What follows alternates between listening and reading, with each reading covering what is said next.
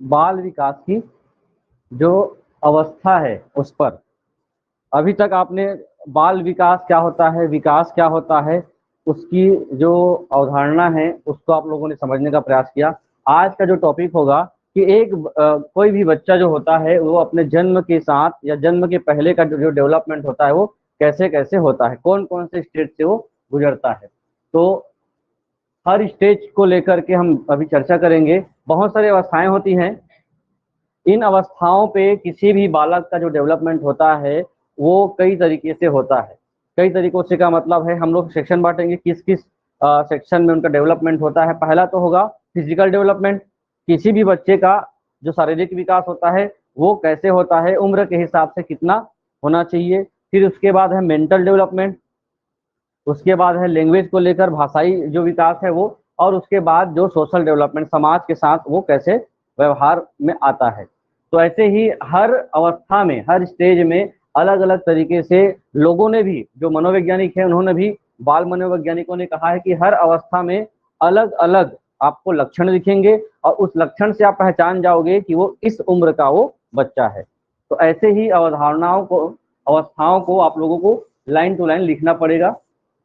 पहली बात ये समझ लीजिए कि आखिर अवस्था को हम लोग कैसे समझते हैं।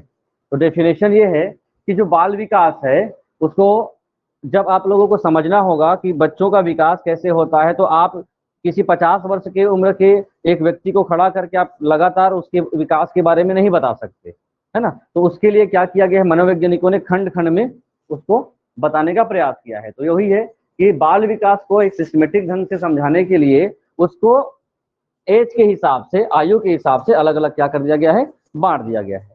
अलग अलग बांट दिया गया है तो स्पष्ट हो गया है कि इस उम्र के बच्चे के जो लक्षण दिखते हैं ये, तो उस उम्र में वही अवस्था में वो स्टेज में वो माना जाएगा। सिंपल परिभाषा तो नहीं पूछेगा इसको, हमको ये ध्यान रखना है कि अवस्थाओं में क्या क्या चीजें शामिल होती हैं। तो पहला अवस्था क्या था, गर्भावस्था। विकास को लेकर है कि हम लोग बोलते हैं जन्म से लेकर मृत्यु तक, लेकिन जन्म से लेकर मृत्यु तक विकास नहीं होता है, उससे पहले भी बच्चे का विकास होता है। तो से लेकर के मृत्यु तक हम लोग जब बोले तो वो आप लोगों के लिए सही शब्दावली होगा। कुछ विकास को लेकर के, विकास के वर्गीकरण को लेकर के अलग अलग लोगों ने अलग अलग, जो पुस्तक है उस पुस्तक का एक पेज था, उसको मैं आप लोगों को दिखा रहा हूं कि कौन कौन से जो मनोवैज्ञानिक है, साइकोलॉजिस्ट हैं, उन्होंने कैसे कैसे वर्गीकरण किया है। अब इसके लिए आप लोग ध्यान रखेंगे कि आपको अभी जो मैंने जो वर्गीकरण दिखाया था वो 6 टाइप्स के थे, है ना। लेकिन जरूरी नहीं है, क्योंकि बाल विकास पूछा तो बाल विकास में किशोरा के बाद खत्म, विकास बाल विकास किशोरा के बाद समाप्त हो जाता है। लेकिन एक किसी व्यक्ति का विकास पूछा तो गर्भ से लेकर के उसके वृद्धावस्था तक जाएगा, क्योंकि प्रौढ़ है ना, एडल्ट है, वो बाल कैसे हो सकता है, बच्चा कैसे हो सकता है, चाइल्ड नहीं हो सकता, है ना। और एक 60 साल का जो आयु का वर्ग का आदमी है वो भी क्या नहीं हो सकता, बाल नहीं हो सकता, बच्चा नहीं हो सकता। तो विकास की अवस्था पूछे तो अलग कॉन्सेप्ट है, और बाल विकास पूछे वो अलग कॉन्सेप्ट है। विकास मृत्यु तक जाएगा, लेकिन बाल विकास बच्चे तक ही सीमित रहेगा। तो यहाँ पर डेफिनेशन जो है बाल विकास को लेकर के है कि किस प्रकार से बाल विकास का कॉन्सेप्ट है। पहला जो है किसने कहा, रास ने कहा कि ये जब अपना वर्गीकरण देते हैं तो इनको 4 भागों में उन्होंने बांट के बताया। इन्होंने गर्भावस्था को स्थान नहीं दिया। बच्चे का विकास, देखिए विकास गर्भ से होगा, लेकिन बाल विकास कहाँ से शुरू होता है, जन्म से। यही 2-3 ऐसे कॉन्सेप्ट होते हैं जो आप पढ़ के जाते हो अलग, प्रश्न पूछता है अलग और बनाते हो अलग। तो एक ऑप्शन बचता है, 3 चीजें कर लेते हो आप लोग, पढ़ते अलग हो क्वेश्चन को, फिर समझते अलग हो और बनाते अलग हो। तो उसको ध्यान रखेंगे, जो चीजें पूछा जाता है वो। शैशवावस्था को रास ने कहा 1 से 3 वर्ष, और उसके बाद बाल्यावस्था को उन्होंने 2 भाग में बांटा है और उनको अलग ही वर्गीकरण कर दिया। जैसे आरंभिक बाल्यावस्था, आरंभिक का मतलब होता है पूर्व बाल अवस्था, हम लोग बोल सकते हैं जो शुरुआत में होता है। पूर्व और उत्तर भी समझते होंगे आप लोग, है ना। पूर्व और उत्तर का क्या तात्पर्य है, ये दिशा नहीं है, दिशा भी है, दिशा नहीं है ये। किसी समयावधि को बताने के लिए जब पूर्व और उत्तर लगाया जाता है तो हम लोग बोल सकते हैं, बिफोर भी नहीं बोल सकते, जब किसी व्यक्ति का समय अगर 6 साल से 10 साल तक का है, ठीक है, तो जैसे इसमें 3 से 12 तक का है, तो 3 से 12 को 3 से 12 को ही कर लेते हैं। 3 से 12 को हम लोग दो भाग में बांटते हैं, तो हमने क्या किया, एक आयु बांट दिया 3 से 6 और दूसरा बांट दिया 6 से 12। तो एक ही आयु जिसको हम लोग बोल रहे हैं, कौन सी अवस्था, बाल्यावस्था, हम लोग जब बोल रहे हैं तो उनको दो भागों में हमने बांट दिया। तो किसी भी व्यक्ति का 3 से लेकर 12 साल तक पूरा बाल्यावस्था कहा जा रहा है, लेकिन बचपन का 3 से जो 6 साल है उसका व्यवहार, उसका नेचर, उस समय का उसका बोली भाषा, उसकी समझने की क्षमता थोड़ी अलग होगी, और आखिरी के 12 साल या 11 साल के एज में उनका बोलने का तरीका, समझने का तरीका अलग होगा, है ना। तो इसी कारण से इसको हम लोग किस में रख देंगे, आरंभिक या पूर्व, ठीक है, और इसको रख देंगे हम लोग लगभग मैच्योर हो चुका है, तो ये उत्तर बाल्यावस्था के रूप में जाना जाता है। और पूरे रूप में इसको हम लोग 3 से लेकर 12 तक का बाल्यावस्था का नाम रखते हैं। वैसे ही किशोरावस्था कहाँ से कहाँ तक, 12 से 18 साल तक। किसका वर्गीकरण है ये, रास। शैले ने कहा है 3 भागों में इसको बांटा जाता है। सबसे सिंपल है, बाल्यावस्था, शैशवावस्था, बाल्यावस्था और किशोरावस्था। 5 साल से के बच्चे का जो एज होता है वो क्या कहलाता है, शिशु कहलाता है, शैशवावस्था कहलाता है। फिर बालक बन जाता है, बाल्यावस्था कहलाता है। यहाँ बालक का मतलब बालक बालिका दोनों होते हैं, है ना, इसमें बोलते हैं चाइल्ड, चाइल्ड एज, और ये हो गया किशोरावस्था। उसके बाद एक और मनोवैज्ञानिक है, बाल मनोवैज्ञानिक काल्पनिक। इनको ये लगा कि हम हर एक स्तर पे बच्चे का जो डेवलपमेंट है और उनके विकास के समय बच्चे के जो लक्षण दिखते हैं वो हमेशा धीरे धीरे कम कम समय में बदलते रहते हैं, उसके हिसाब से उनका नामकरण कर दिया गया है। सबसे पहले जो गर्भावस्था से लेकर के बच्चे के जन्म तक को ये अलग नाम देते हैं। उसके बाद इन्होंने क्या किया, किसका, नवशैशवावस्था, ठीक है, कौन सा, नवशैशवावस्था। फिर 15 महीने तक का आरंभिक शैशवावस्था। फिर उसके बाद 30 मास, 30 मास मतलब कितने साल का, 30 महीने के बच्चे को कितने साल का मानेंगे, 2.5 साल। तो 2.5 साल तक के क्या बोल दिया गया, उत्तर शैशवावस्था। फिर बाल अवस्था को 2.5 साल से लेकर के 12 साल तक फिर बाल्यावस्था माना गया, इसको भी दो भाग में बांट दिया गया, 2.5 से 5 और 9 से 12। तो ये इन्होंने हर एक स्तर पे विभाजित करने का प्रयास किया और हर स्तर पे उन्होंने अलग अलग बच्चों के लक्षण देखने को उनको मिला। किशोरावस्था को सभी लोगों ने इस एज में रखा है 12 से 18, कुछ लोगों ने 19 रखा, 13 से 19, कुछ लोगों ने 12 से 18 रखा। इस प्रकार से डेवलपमेंट की जो अवस्था है उनको अलग अलग लोगों ने अलग अलग समझाने का प्रयास किया। चलिए अब देखते हैं अगली स्थिति। पहला जो अवस्था है उस पर बात करते हैं, जिसको हम लोग कौन सी अवस्था बोलेंगे, गर्भावस्था। अब गर्भावस्था की जो स्टेज में जो परिवर्तन बच्चों के अंदर जन्म के पहले, है ना, गर्भ में जो भी बदलाव देखने को मिलते होंगे, कुछ ना कुछ तो उनका डेवलपमेंट होता होगा। 1 दिन से लेकर के कितने दिन तक, कितने दिन तक होता है, दिन बताइए, 240 कि 280, 227, 270, 180 दिन। 9 महीने में कितने दिन,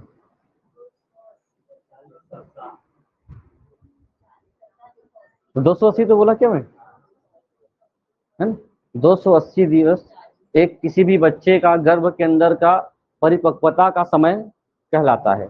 कभी कभी कुछ दिन पहले भी और कुछ दिन बाद भी। डॉक्टर लोग 10 से 15 दिन पहले का क्या बताते हैं, समय बताते हैं बच्चे के जन्म का। तो जब ये 280 दिन का जो समय होगा उसको भी 3 भागों में बांटकर रखा जाता है। गर्भावस्था को, जिसको बोलते हैं डिंबावस्था, भ्रूणावस्था और गर्भस्थ शिशु की अवस्था। अब इनमें क्या क्या बदलाव आप लोगों को देखने को मिलेगा, कैसे कैसे इस समय में माता के गर्भ में बच्चे का डेवलपमेंट होता है, क्या बदलाव वहां पे होता है, और इससे भी प्रश्न बनते जाते हैं स्टेज बाय स्टेप। तो समय अवधि जो होगा, वीक में पूछा तो ये प्रश्न आ गया है ना, इसलिए मैं आप लोगों को से रिपीट कर रहा हूँ। गर्भावस्था की अवधि कितने दिन तक होती है? गर्भधारण से लेकर के 40 सप्ताह, दिनों में 280 दिन। इसकी बेसिक विशेषता ये है कि आप लोगों से अगर पूछे कि बाल विकास की सबसे प्रारंभिक अवस्था क्या है, एकदम बहुत ज्यादा अब तक ये प्रश्न बना हुआ है, क्योंकि हम सबसे ज्यादा ध्यान देते हैं शैशवावस्था को, शिशु अवस्था को, है ना। जैसे रास का डेफिनेशन था, उन्होंने शिशु अवस्था को ही डेवलपमेंट का स्टेज बता दिया पहला। लेकिन विकास में, किसी भी बच्चे के विकास में सबसे पहली अवस्था मानी जाती है गर्भावस्था। ये लिख लेंगे, ठीक है। गर्भावस्था किस समय को पहली अवस्था, आरंभिक अवस्था मानी जाती है? इसी अवस्था के बाद जो होता है अन्य अवस्थाओं का डेवलपमेंट होता है, क्योंकि ये प्रारंभिक अवस्था होती है और इस अवस्था में बहुत सारे क्रम से होकर गुजरना पड़ता है। ये क्रम भी आप लोगों को लिखना पड़ेगा। जब बच्चे का जन्म का विकास होता है तो ये जन्म पूर्व विकास कहलाएगा। गर्भ में है तो जन्म पूर्व विकास। इसके लिए तीन मुख्य रूप से प्रक्रिया होती है। सबसे पहला जो प्रक्रिया होती है वो कौन सी कहलाती है? युग्मनज की प्रक्रिया, जायगोट। इसका क्रम पूछा जाता है ना, पहले क्या, पहले अधिकतर लोगों का दिमाग ये कॉन्सेप्ट रहता है कि पहले भ्रूण बनता होगा, है ना। भ्रूण सेकेंड में बनता है, पहले क्या बनता है? जायगोट, उसके बाद बनता है भ्रूण, उसके बाद बनता है शिशु। 3 स्टेप में होते हैं। और उसमें भी ये क्रम होता है कि पूरे 9 मंथ का अलग अलग समय में अलग अलग अंगों का विकास गर्भ में होता है। उसका भी आप लोगों को ध्यान रखना है, क्योंकि ये सेक्शन बायो का भी सेक्शन है। तो आप लोग इससे पढ़ाई में इससे तो पढ़े ही होंगे बच्चे के जन्म के विकास या विकास के क्रम को। तो ये 3 जो स्टेप है उसको बिल्कुल ध्यान रखें। चलिए, इसका जो विस्तृत जानकारी है जायगोट का, 2 युग्मक कोशिकाएं लैंगिक प्रजनन के द्वारा संयुक्त होकर एक कोशिका का निर्माण करते हैं। जब शुरुआत में जब 2 युग्मक कोशिकाएं लैंगिक प्रजनन के द्वारा संयुक्त होकर कोशिका का निर्माण करते हैं, यही कोशिका जो होता है आगे चल करके भ्रूण बनेगा। भ्रूण के बाद वो एक शिशु के रूप में, फेटस के रूप में तैयार होता है। तो ये माना जाता है कि भ्रूण जैसे ही बन गया तो यहीं से किसी भी व्यक्ति के विकास की अवस्था की शुरुआत मानी जाती है ना। भ्रूण बनना अर्थात बच्चे का बनना शुरू। उसके बाद आकार ग्रहण करने के बाद जब वो किस रूप में आता है? गर्भस्थ शिशु के रूप में आता है। तो यहीं से फिर अभी तीनों स्टेज खत्म हो जाते हैं। उसके बाद गर्भस्थ शिशु 90 महीने तक का जो स्थिति है तब तक उनको गर्भस्थ शिशु कहा जाएगा, ठीक है। इसके बाद शरीर के अलग अलग समय में अलग अलग महीनों में अंगों का विकास होता है। इसको लेकर के प्रश्न आया था कि कौन से ऐसे जीन्स उत्तरदायी होते हैं, रिस्पॉन्सिबल होते हैं, जो क्या करते हैं? जायगोट का निर्माण करते हैं। तो पहला ये था, वाई गुणसूत्र में एक्स और वाई नामक क्या होता है? जीन होता है, जो एक केमिकल पदार्थ उत्पादित करता है, जिसके कारण से जायगोट का विकास नर के रूप में होता है। ये ध्यान रखेंगे, आप लोगों ने उसमें बायो में पढ़ा होगा कि किसी भी महिला में गुणसूत्रों की संख्या या किसी भी मानव में गुणसूत्रों की संख्या कितनी होती है? पहला प्रश्न ये होता है, कितने गुणसूत्र होते हैं? 46, है ना। 46 गुणसूत्र होते हैं। जो अगर आप पेयर में पूछे कितने जोड़े होते हैं तो 23 जोड़े होते हैं। उसमें भी 23 जोड़े गुणसूत्र में जो महिला है उनमें कौन कौन से पाए जाते हैं? एक्स एक्स पाए जाते हैं, और पुरुषों में एक्स वाई।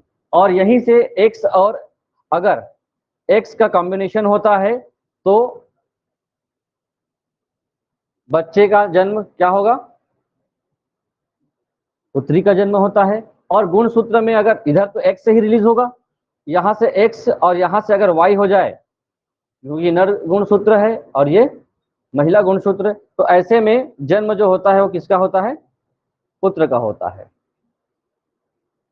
ठीक है, तो पुरुषों में जो होता है एक्स और वाई दोनों गुणसूत्र होते हैं, महिलाओं में केवल एक्स और एक्स गुणसूत्र होते हैं। इसीलिए कभी भी जो बच्चे का जन्म होता है तो कभी भी ये आप नहीं बता सकते हैं कि जो अगर किसी व्यक्ति का 3 बेटे हैं, किसी व्यक्ति का कितने हैं? 3 बेटे हैं, तो अगला बेटा होगा या अगली बेटी होगी, उसके चांस प्रायिकता समझते हैं ना। एक सिक्के को उछाला जाता है तो हेड या टेल आने की संभावना कितनी है? 1/2, या तो हेड आएगा या फिर टेल आएगा। वैसे ही किसी व्यक्ति का अगर 2 पुत्र है तो अगला पुत्र आने की संभावना कितनी है? 2 बेटा तो हो गया है, अगला बेटा आने की संभावना ज्यादा चांसेस है। 4 बेटे हैं तो अगला बेटा आने की संभावना कितनी है? लॉजिक लगाइए, ये प्रायिकता का है, ये तो शायद अभी मिडिल स्कूल वाले में ना, अभी जो शिक्षक भर्ती में ये ऐड होगा प्रायिकता का। 4 बेटे हैं तो अगला बेटा होने की संभावना कितनी है? ये प्रायिकता का प्रश्न होता है ना, कितनी होगी? 75 नहीं, 50%। हर बार क्या होगा? हर बार जब में या तो बेटा होगा या बेटी होगी, है ना। तो वो डिपेंड किस पे करता है?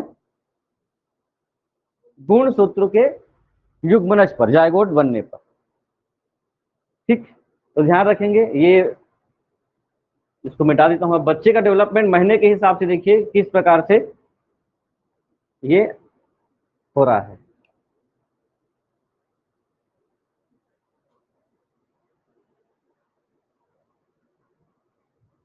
टेस्टोजन एक बाह्य एजेंट जैसा एक रसायन, वायरस या एक प्रकार का विकिरण होता है जो विपरीत रूप से ज़ैगोट को, भ्रूण को या गर्भस्थ शिशु के विकास को प्रभावित करता है।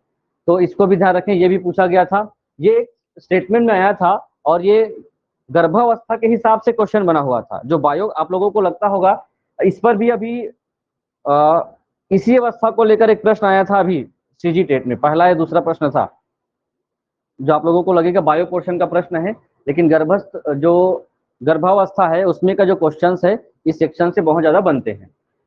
फर्स्ट मंथ में बच्चे का जो आकार होता है कैसे होता है, सेकेंड मंथ में कैसे होता है, ये धीरे धीरे 90 महीने तक आते आते जो बच्चे का डेवलपमेंट होता है उसको ये दर्शाया गया है।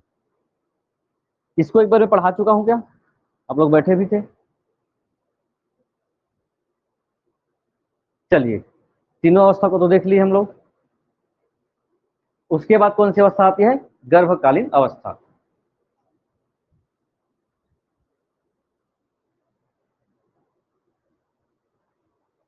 जिसको हम लोग कौन सी अवस्था बोल रहे थे? डिंबावस्था। ये ऐसी अवस्था होती है जब जायगोट का निर्माण होता है और इसे कौन सी अवस्था बोला जाता है? बीजा अवस्था भी कहा जाता है। ये एक ऐसा समय होता है जब कोई माता गर्भधारण करती है।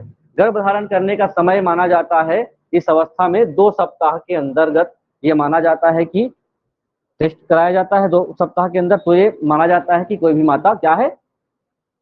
गर्भवती है। इसी अवस्था में गर्भस्थल में एक एग का निर्माण होगा, और एग क्या कैसे होगा? जीवित एग का निर्माण होता है, और इसी जीवित एग से क्या बनता है? यही जायगोट कहलाता है। और जायगोट में जो कॉम्बिनेशन होता है वो देखें, एक्स एक्स और एक्स वाई का कॉम्बिनेशन। धीरे धीरे ये जो सेल होता है, क्योंकि सेल क्या करता है अपने आप में? सेल विभाजन तो समझे होंगे ना। सेल आपस में, अब सेल विभाजन देखें, सेल आपस में क्या बनाता है? केंद्रक बनाता है। धीरे धीरे ये अलग होता जाता है और बहुत सारे सेलों के रूप में ये बनता जाता है। ये इस प्रकार से एक सेल आपस में विभाजित होकर के बहुत सारे सेलों का निर्माण करता है, और बहुत सारे सेल से क्या बनते हैं? टिश्यू बनते हैं, और टिश्यू से क्या बनता है? अंग, है ना, अंग तंत्र और अंग बनते हैं। तो ये ऐसी अवस्था होती है जिसमें बच्चे का सबसे शुरुआती डेवलपमेंट माना जाता है। धीरे से जब गर्भधारण हो जाता है तो उसके बाद जो सेकेंड अवस्था आती है उसको कहते हैं हम लोग द पीरियड ऑफ एम्ब्रियो। इसको कौन सी अवस्था कहते हैं? भ्रूण अवस्था। समय बिल्कुल ध्यान रखेंगे। सबसे डिंबावस्था जिसको कहा जा रहा है, कितना? 14 दिन के समय तक के जो समय रहता है जिसमें ये तय होता है कि कोई भी माता गर्भ धारण कर रही है। उसके बाद जब दूसरी अवस्था होती है कि वो कंफर्म हो जाता है कि वो क्या है, गर्भवती है, तो उसके बाद जो अवस्था चलती है जन्म में उसको हम लोग बोलते हैं दूसरी अवस्था। और इसका समय रहेगा 2 महीने। ये टाइम जो समय है ना उसको आप लोग नोट डाउन करते भी जाएंगे। 2 महीने या फिर दिनों में पूछा जाए तो कितने दिन, 60 दिन। अगर आपसे सप्ताह में पूछा जाए तो 60 दिन में कितने सप्ताह, 2 माह में 8 सप्ताह, है ना। तो आप ऐसे कन्वर्ट करते जाएं। जब आप भ्रूण अवस्था की बात करते हैं तो 60 दिनों में या 2 माह में बच्चे का जो डेवलपमेंट हो जा रहता है वो कैसे कैसे पूरे शरीर का स्ट्रक्चर तैयार हो जाता है ना। खाका एक तैयार हो जाता है और इसी खाके में अलग अलग जो शरीर के अंग है वो अपनी जगह में सेट हो जाता है। विकसित नहीं हुआ है लेकिन क्या हो जाता है, खाका तैयार हो जाता है कि यहाँ आइस रहेगा, यहाँ हैंड रहेंगे, यहाँ पैर रहेगा, यहाँ शरीर का पूरा सभी अंग रहेंगे, ये तैयार हो जाता है। अब तैयार हो जाता है तो सेकेंड स्टेज क्या है, अब उस पर विकास करेंगे। आगे जो समय रहता है, आगे का समय को कितने महीने से कितने महीने तक, तीसरे और चौथी अंतिम अवस्था जो कहलाती है गर्भ की, वो कहलाती है गर्भस्थ शिशु की अवस्था। और ये कहाँ से, हम अगर 60 या 61 दिन से लेकर के बच्चे के जन्म तक लिखे तो ये अवस्था मानी जाती है, 61वें दिन से लेकर के बच्चे के जन्म तक। और यही अवस्था होती है जहां से बच्चे का जो भ्रूण है वो धीरे धीरे खाका तैयार हो जाया रहता है, उस पर धीरे धीरे सभी अंगों का विकास होता जाता है। और जब 8वें या पूरा माना जाता है कि 8वें महीने तक या 7वें महीने तक शरीर के अंग पूरे बन चुके होते हैं, लेकिन वजन के हिसाब से वो जितना वजन चाहिए उसका कहना चाहिए परिपक्वता कब होता है, 90 माह या 9 माह कंप्लीट होने के बाद। दिन पूछे तो 280 दिन, सप्ताह पूछे तो कितने सप्ताह, 40 सप्ताह। 40 सप्ताह के बाद शिशु पूर्ण तरीके से तैयार हो जाता है, उनके सभी अंग विकसित हो जा रहते हैं, बाल से लेकर नाखून तक सभी अंग पूरे विकसित हो जा रहते हैं। तो ये कौन सी अवस्था कहलाएगी, गर्भस्थ शिशु की अवस्था कहलाती है। 3 अवस्था हो गई।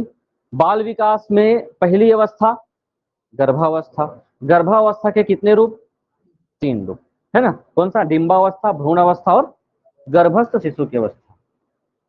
इनके बाद बच्चे का अब जन्म हो गया। जब बच्चे का जन्म होगा तो वो जो गर्भ में जो डेवलपमेंट था वो डेवलपमेंट और जन्म के बाद का डेवलपमेंट उसमें बहुत अंतर होगा, क्योंकि गर्भ में जो पोषण मिल रहा था वो माता के हिसाब से जो चीजें वो ग्रहण कर रहे थे उसी हिसाब से उनको भोजन मिल रहा था। यहाँ पर बहुत सारे ऐसे आपको वातावरण मिलेंगे जिससे वो प्रभावित भी हो सकता है, उसको बहुत सारी चीजें से परेशानी भी हो सकती है, उसको वो सामना करते हुए अपना विकास करेगा। और उसकी शुरुआत कहाँ से होगी, जन्म से लेकर के। चलिए, जो भी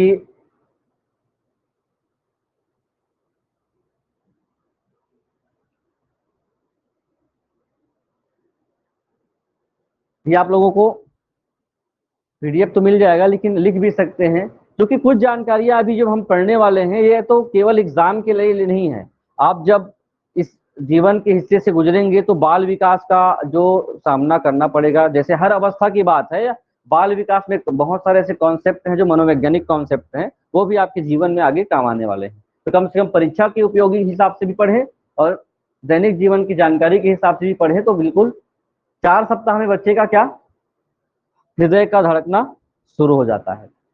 7 सप्ताह गर्भ की बात है ना, जन्म के बाद की बात नहीं है। गर्भ में ही 7 सप्ताह मतलब 2 महीने में गर्भाशय में बच्चे की गति और हलचल थोड़ी प्रारंभ हो जाती है। 14 सप्ताह तक छींकना या खांसना, जिसको हम लोग क्या बोलते हैं, मोल प्रवृत्ति, जिसके अनुसार मैकडूगल के अनुसार ये शुरू हो जाता है।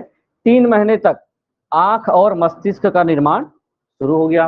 5वें महीने तक सिर पर बाल आना शुरू। 7 माह तक बच्चा गर्भ में सोता है और सोता है तो सपने भी देखता है, ऐसा माना जाता है।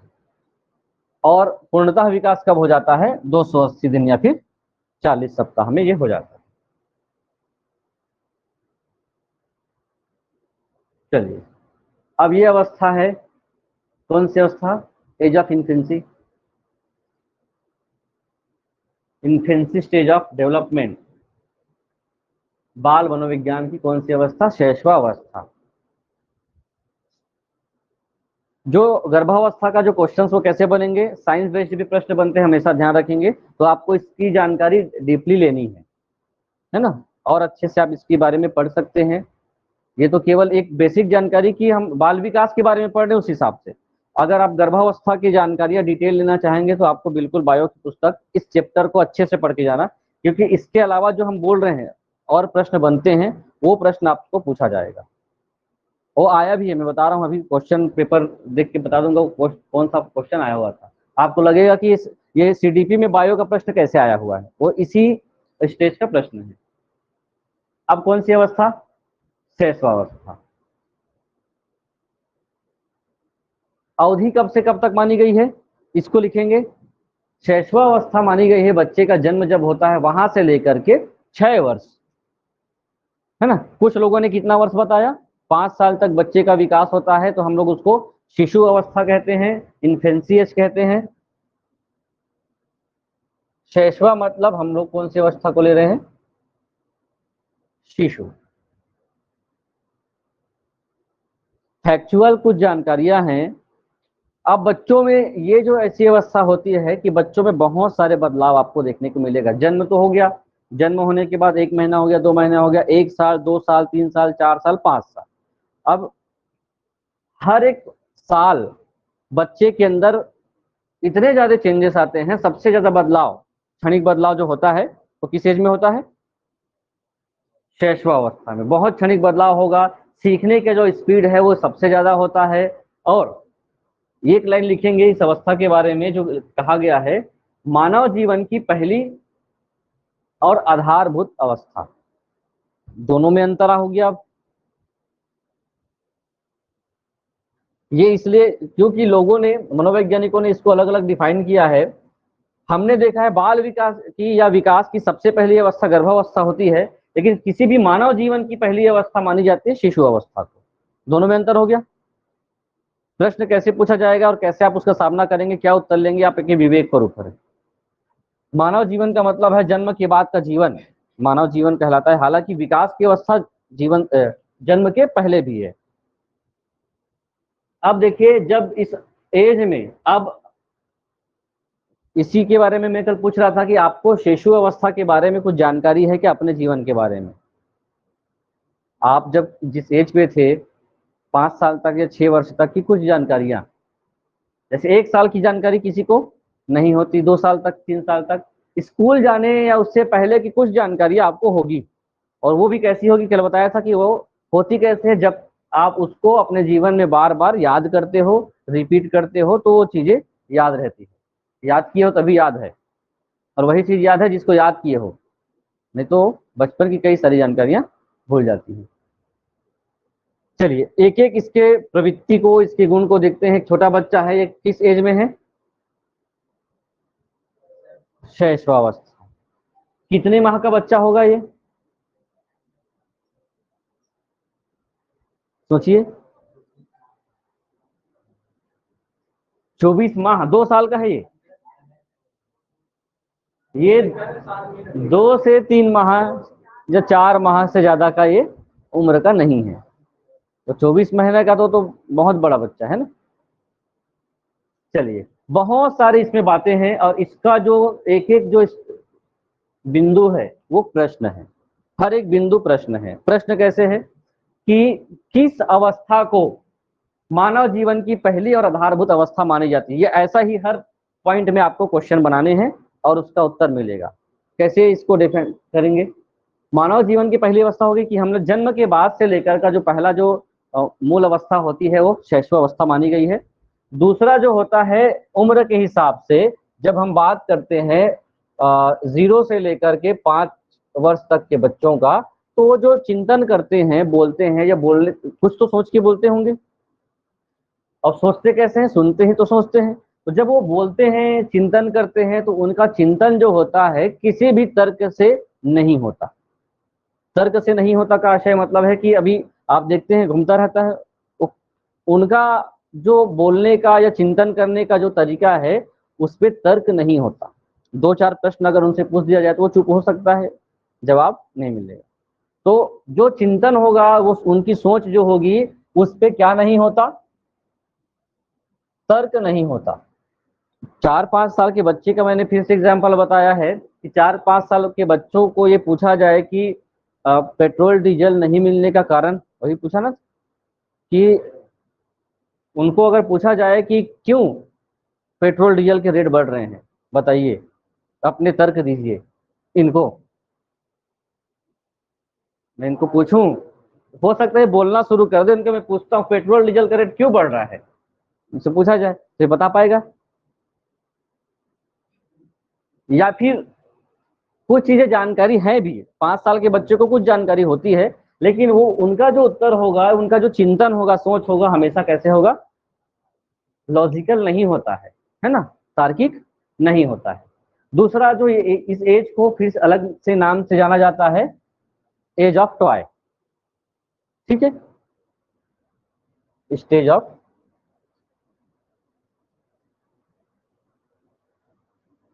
खिलौने की अवस्था। किन से जुड़े होते हैं ये? 2 साल 3 साल के बच्चों का सबसे पसंदीदा चीज क्या होता है? खिलौने होते हैं, है ना। और खिलौने के प्रति उनका जो रुझान होता है, अगर आप उनके खिलौनों को लेकर चले गए मान लो, और वो उसका सबसे प्रिय है, तो वो क्या कर सकता है, उसके लिए नया लाना पड़ेगा। तो कहना चाहिए इस एज में, खिलौने की अवस्था में बच्चों को खिलौने को ही क्या मान लिया जाता है, उनकी द्वारा जो तर्क लगाया जाता है, खिलौने को ही वो जीवित चीजें मान लेता है ना, और उनको वैसी तरीके से व्यवहार करता है जैसे उसमें भी क्या जीव हो। देखिए ना, इतना ज्यादा घनिष्ठता खिलौने के साथ उनका आ जा रहा था। कुछ कुछ ऐसे खेल उनके द्वारा किया जाता है कि वो मानव इंसान के साथ वो क्या है, व्यवहार कर रहा हो। ऐसा आप लोगों को देखने को मिला होगा।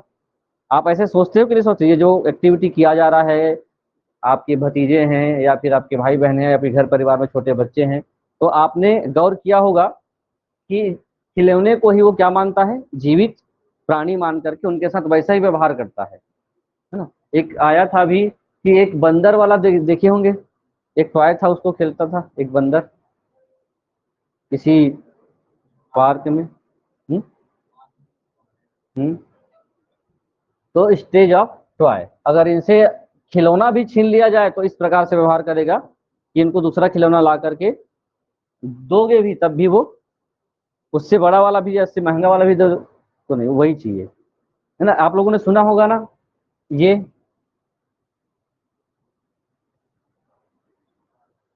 सुने हैं, बाल हट। हट कितने प्रकार के होते हैं? हट हट समझ रहे हो ना? इसको बताना पड़ेगा ना, हट क्या होता है। जिद, बच्चे क्या होते हैं, जिद्दी होते हैं। जब तक उनकी मांगे पूरी ना कर दी जाए तब तक क्या होता है, वो हट बना रहता है ना। और पूरा करना ही पड़ता है, नहीं तो बहुत सारी चीजें ये बाल या बालक कर लेगा। बाल हट। दूसरा होता है राजहट। अगर राजा चाहे किसी चीज को पाना हो, अगर वो हटी हो गया, जिद्दी हो गया, तो उसको पाने के लिए क्या कर सकता है, पूरा साम्राज्य खत्म हो जाएगा लेकिन उसका हट खत्म नहीं होगा। राजहट इसको माना गया है ना। इसके उदाहरण दिया जाता है कि अगर बच्चा देख लिया ऊपर में चंद्रमा है, तो चंद्रमा मुझे चाहिए, अब कैसे करोगे? अब बच्चों को सूरज या चंद्रमा को दिलाना है, तब अब सभी मांगे आप पूरी कर रहे हो लगातार, वो अचानक देख लिया ऊपर में चंद्रमा, तब क्या करोगे? कई तरीके हैं दिलाने के। ये कहीं हट के बारे में लिखा गया था एक मानक पुस्तक में, वो आप लोगों को बता। राजपाट को लेकर के राजहट होता है। और एक होता है जो आप लोगों को पता होगा, देख लो कौन सा हट, नारी हट, है ना। नारी जिस चीज को पाने के लिए जिद कर दे और उनकी पूर्ति ना की जाए, है ना, तब तक मुंह खुला रहेगा, ऐसा लिखा गया है। वो उनकी मांगे हमेशा पूरी करना जरूरी होता है किसी भी मामले में। तो नारी शक्ति अपने आप में क्या है, शक्ति है। उनके हट को आप लोगों को पूरा करना पड़ेगा, राज महाराजा के हट को पूरा करने पड़ेगा, बाल हट को करना पड़ेगा। चलिए इस पे हम लोग नहीं आते। जब हम लोग बात करते हैं किसको, शिशु अवस्था को, तो शिशु अवस्था का जो महत्वपूर्ण बात है कि इस एज में हर मामले में शुरुआत के जन्म को लेकर के कहना चाहिए 3 साल तक का हम लोग बात करें, 3 साल तक का उनका जो निर्भरता होता है अपने बड़ों पर होता है ना। वो स्वयं से भोजन नहीं कर सकता है ना, स्वयं से कपड़े नहीं पहन सकता, स्वयं से यहाँ वहाँ नहीं आ जा सकता। तो निश्चित रूप से बड़ों पर निर्भरता होता है किस अवस्था में, शैशवावस्था में। उसके बाद बाल्यावस्था में कुछ निर्भरता खत्म होती है ना। अब ये इस बच्चे को बोल दिया जाए जा कमा के खा, तो ये काम करके अपना जीवन यापन कर सकता है क्या? किस पर निर्भर रहेगा? अपने पेरेंट्स पर निर्भर रहेगा। तो यही है कि बड़ों पर निर्भरता होती है। दूसरा, इस एज में 0 से 6 साल तक के एज में सबसे ज्यादा विकास होता है, क्योंकि आप लोग देखें ये 3 माह का है और आप 1 साल में देखिए तो इनका जो चेहरा है, शरीर का पूरा हाइट है सब बदल जाएगा, है ना। लेकिन आप 1 साल में ज्यादा अभी नहीं बदलेंगे, 5 साल में नहीं बदलेंगे, लेकिन 5 साल में आप इनको देखो तो ये पूरा का पूरा बदल जा रहेगा। तो ये डेवलपमेंट जो होता है, सबसे तीव्र वृद्धि और विकास किस अवस्था में होता है? शैशवावस्था में होता है।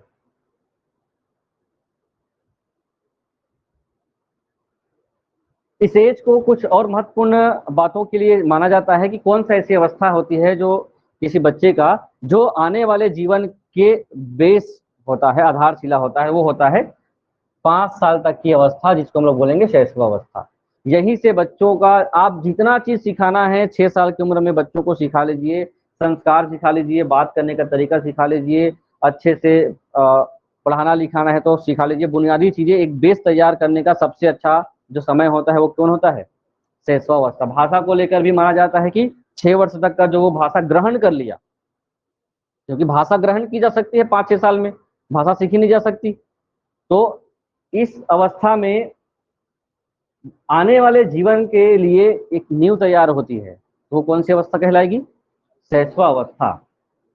इसीलिए नींव तैयार करने के लिए, उनको सिखाने के लिए सबसे अच्छी अवस्था होती है, क्योंकि अतार्किक चिंतन है। किसी भी बच्चे के अंदर तर्क आ गया और उनको सिखाने का प्रयास करोगे तो क्या करेगा? वो प्रत्युत्तर करेगा। अगर वो चीजें नहीं जानता है और उसको सिखाया जाए तो बिना किसी तर्क के सभी चीजों को ग्रहण करता जाएगा, सीखता चला जाएगा।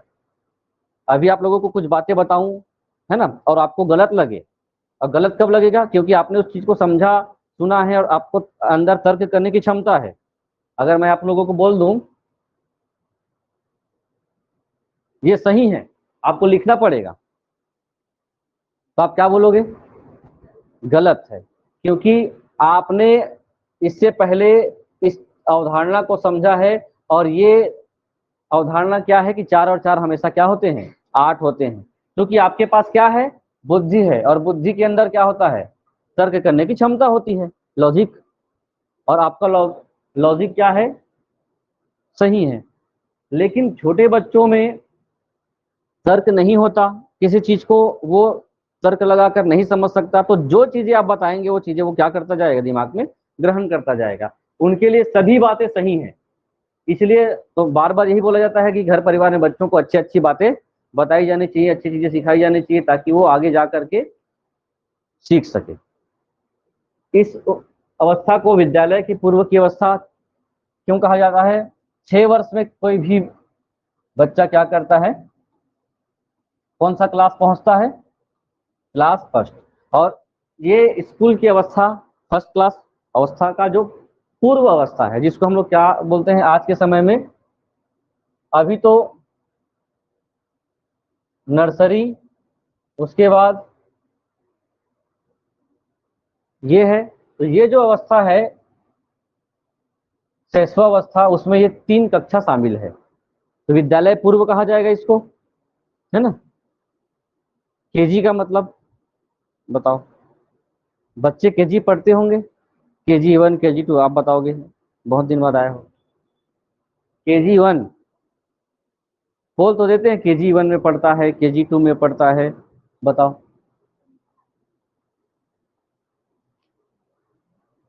पढ़े हो ना? इसका नाम सुने हैं? कौन है ये? फ्रोबेल ने एक ऐसी स्कूल की कॉन्सेप्ट दिया है जो बच्चों को किस पर, खेल खिलौने पर आधारित एक ऐसी कक्षा लगाई जानी चाहिए जिसको हम लोग क्या बोलेंगे, किंडर गार्डन। किंडर का के और गार्डन का जी। और ये हो गया पहले साल के लिए Kinder garden first, KG1, Kinder garden 2, KG2। किसने दिया है? फ्रोबेल ने दिया ना किंडर गार्डन का कॉन्सेप्ट। चलिए ये इसमें आते हैं फिर जल्दी से, 2 अवस्था कम से कम खत्म हो जाए आज। मानव विकास की प्रथम प्रमुख अवस्था ये हो गया। शैशवावस्था में बच्चे क्या करते हैं, क्रियाकलाप मूल प्रवृत्तात्मक होती है। मूल प्रवृत्ति का जो आशय है, अभी एक मूल प्रवृत्ति आएगी जिसमें अभी एक नाम पढ़े थे आप लोग, ये है मैकडूगल।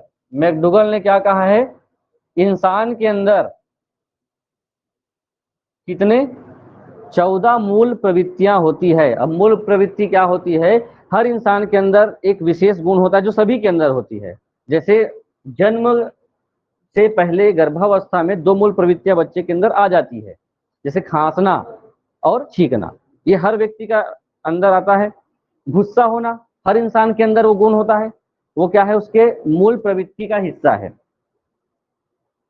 कोई ऐसे मूवमेंट देख करके दुखी हो जाना, थिएटर में आप गए होंगे, थिएटर में कुछ ऐसे इमोशनल सीन चलता है तो कई लोग सब बहते रहते हैं, आंसू रोते रहते हैं, तो उनके अंदर की जो मूल प्रवृत्तियां क्या हो जाती हैं, भावनात्मक रूप से बाहर आ जाती है।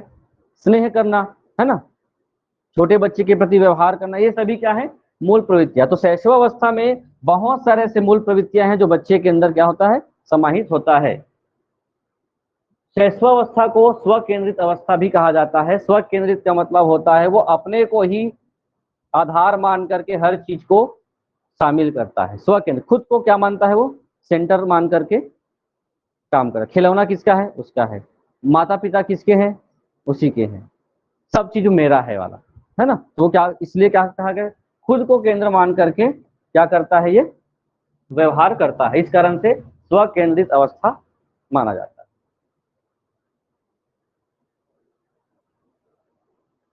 जब बच्चे का जन्म होता है और 3 वर्ष या 4 वर्ष की अवस्था तक वो पहुंच जाता है, 4 साल तक, तो बच्चे का जो विजन पावर है और सुनने की क्षमता, है ना, दोनों, देखने की क्षमता और सुनने की क्षमता क्या हो जाती है, पूर्ण रूप से विकसित हो जाती है। इसके बाद और सुनने की क्षमता बढ़ेगी, देखने की क्षमता बढ़ेगी, ये नहीं होती।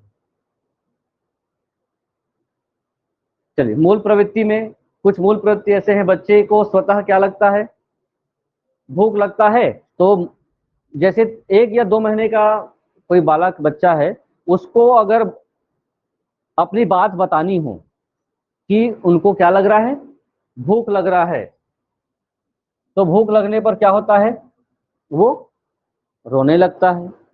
ये उनकी क्या है, मूल प्रवृत्ति के अनुसार व्यवहार, मूल प्रवृत्ति के अनुसार व्यवहार। या फिर सामने कोई वस्तु रखी हुई है और किसी भी वस्तु को मुंह में रख लेना, ये अधिकतर 4 या 5 जो माह के बच्चे होते हैं ये ऐसा व्यवहार करते हैं। जो भी चीजें होता है सबको उठाओ और कहाँ ले जाओ, मुंह में ले जाओ, है ना। और इसी के समय ही अगर लगातार वस्तु को लगातार मुंह में ले जा रहते हैं, उसके बाद इसका अन्न प्राशन किया जाता है ना, कि अब इसका खाने का समय हो गया है, इसको क्या किया जाए, हाँ, अन्न प्राशन मुंह उठाला किया जाए। तो ये मूल प्रवृत्ति व्यवहार किया जाता है, ये इसकी विशेषता है। दूसरी विशेषता भी देखे हैं कि सबसे ज्यादा तेजी से बच्चों का विकास होता है, जिसको हम लोग किस में शामिल करेंगे, तीव्र शारीरिक विकास। जितने भी शरीर के अंग है, इंद्रियां हैं, मांसपेशियां हैं, क्रमिक रूप से विकसित होती हैं, है ना। इंद्रियां समझते हैं युगल, कितनी इंद्रियां होती हैं, हाँ, पूरा नंबर बोल दो जितने लोग हो वो। हाँ। इंद्रियों को भी 2 भाग में बांटा जाता है।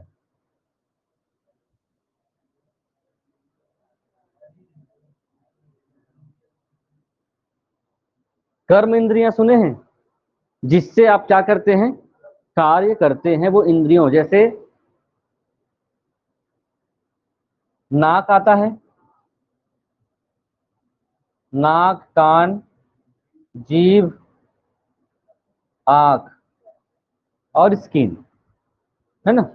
ये ऐसे 5 इंद्रियां हैं जिसके माध्यम से आप किसी चीज को अनुभव करते हैं। यही, इसके अलावा ये और कोई ऐसा शरीर का अंग नहीं है जिसके माध्यम से आप किसी चीज को अनुभव करते होंगे। आप देखकर किसी चीज को ज्ञान लेते हो, ज्ञान ज्ञान इंद्रिया कहलाती जाती है ना। ज्ञान इंद्रिय में कर्म इंद्रिया और एक होता है मन, ये इसको अलग रखा गया है, मन भी है, ठीक। नाक के माध्यम से सूंघ कर आप वस्तु को बता सकते हो, है ना। क्या बता सकते हो कि यहाँ पर कुछ व्यंजन बन रहा है ना, कि यहाँ पर कुछ सड़े हुए सामान है, देख कर बता सकते हो।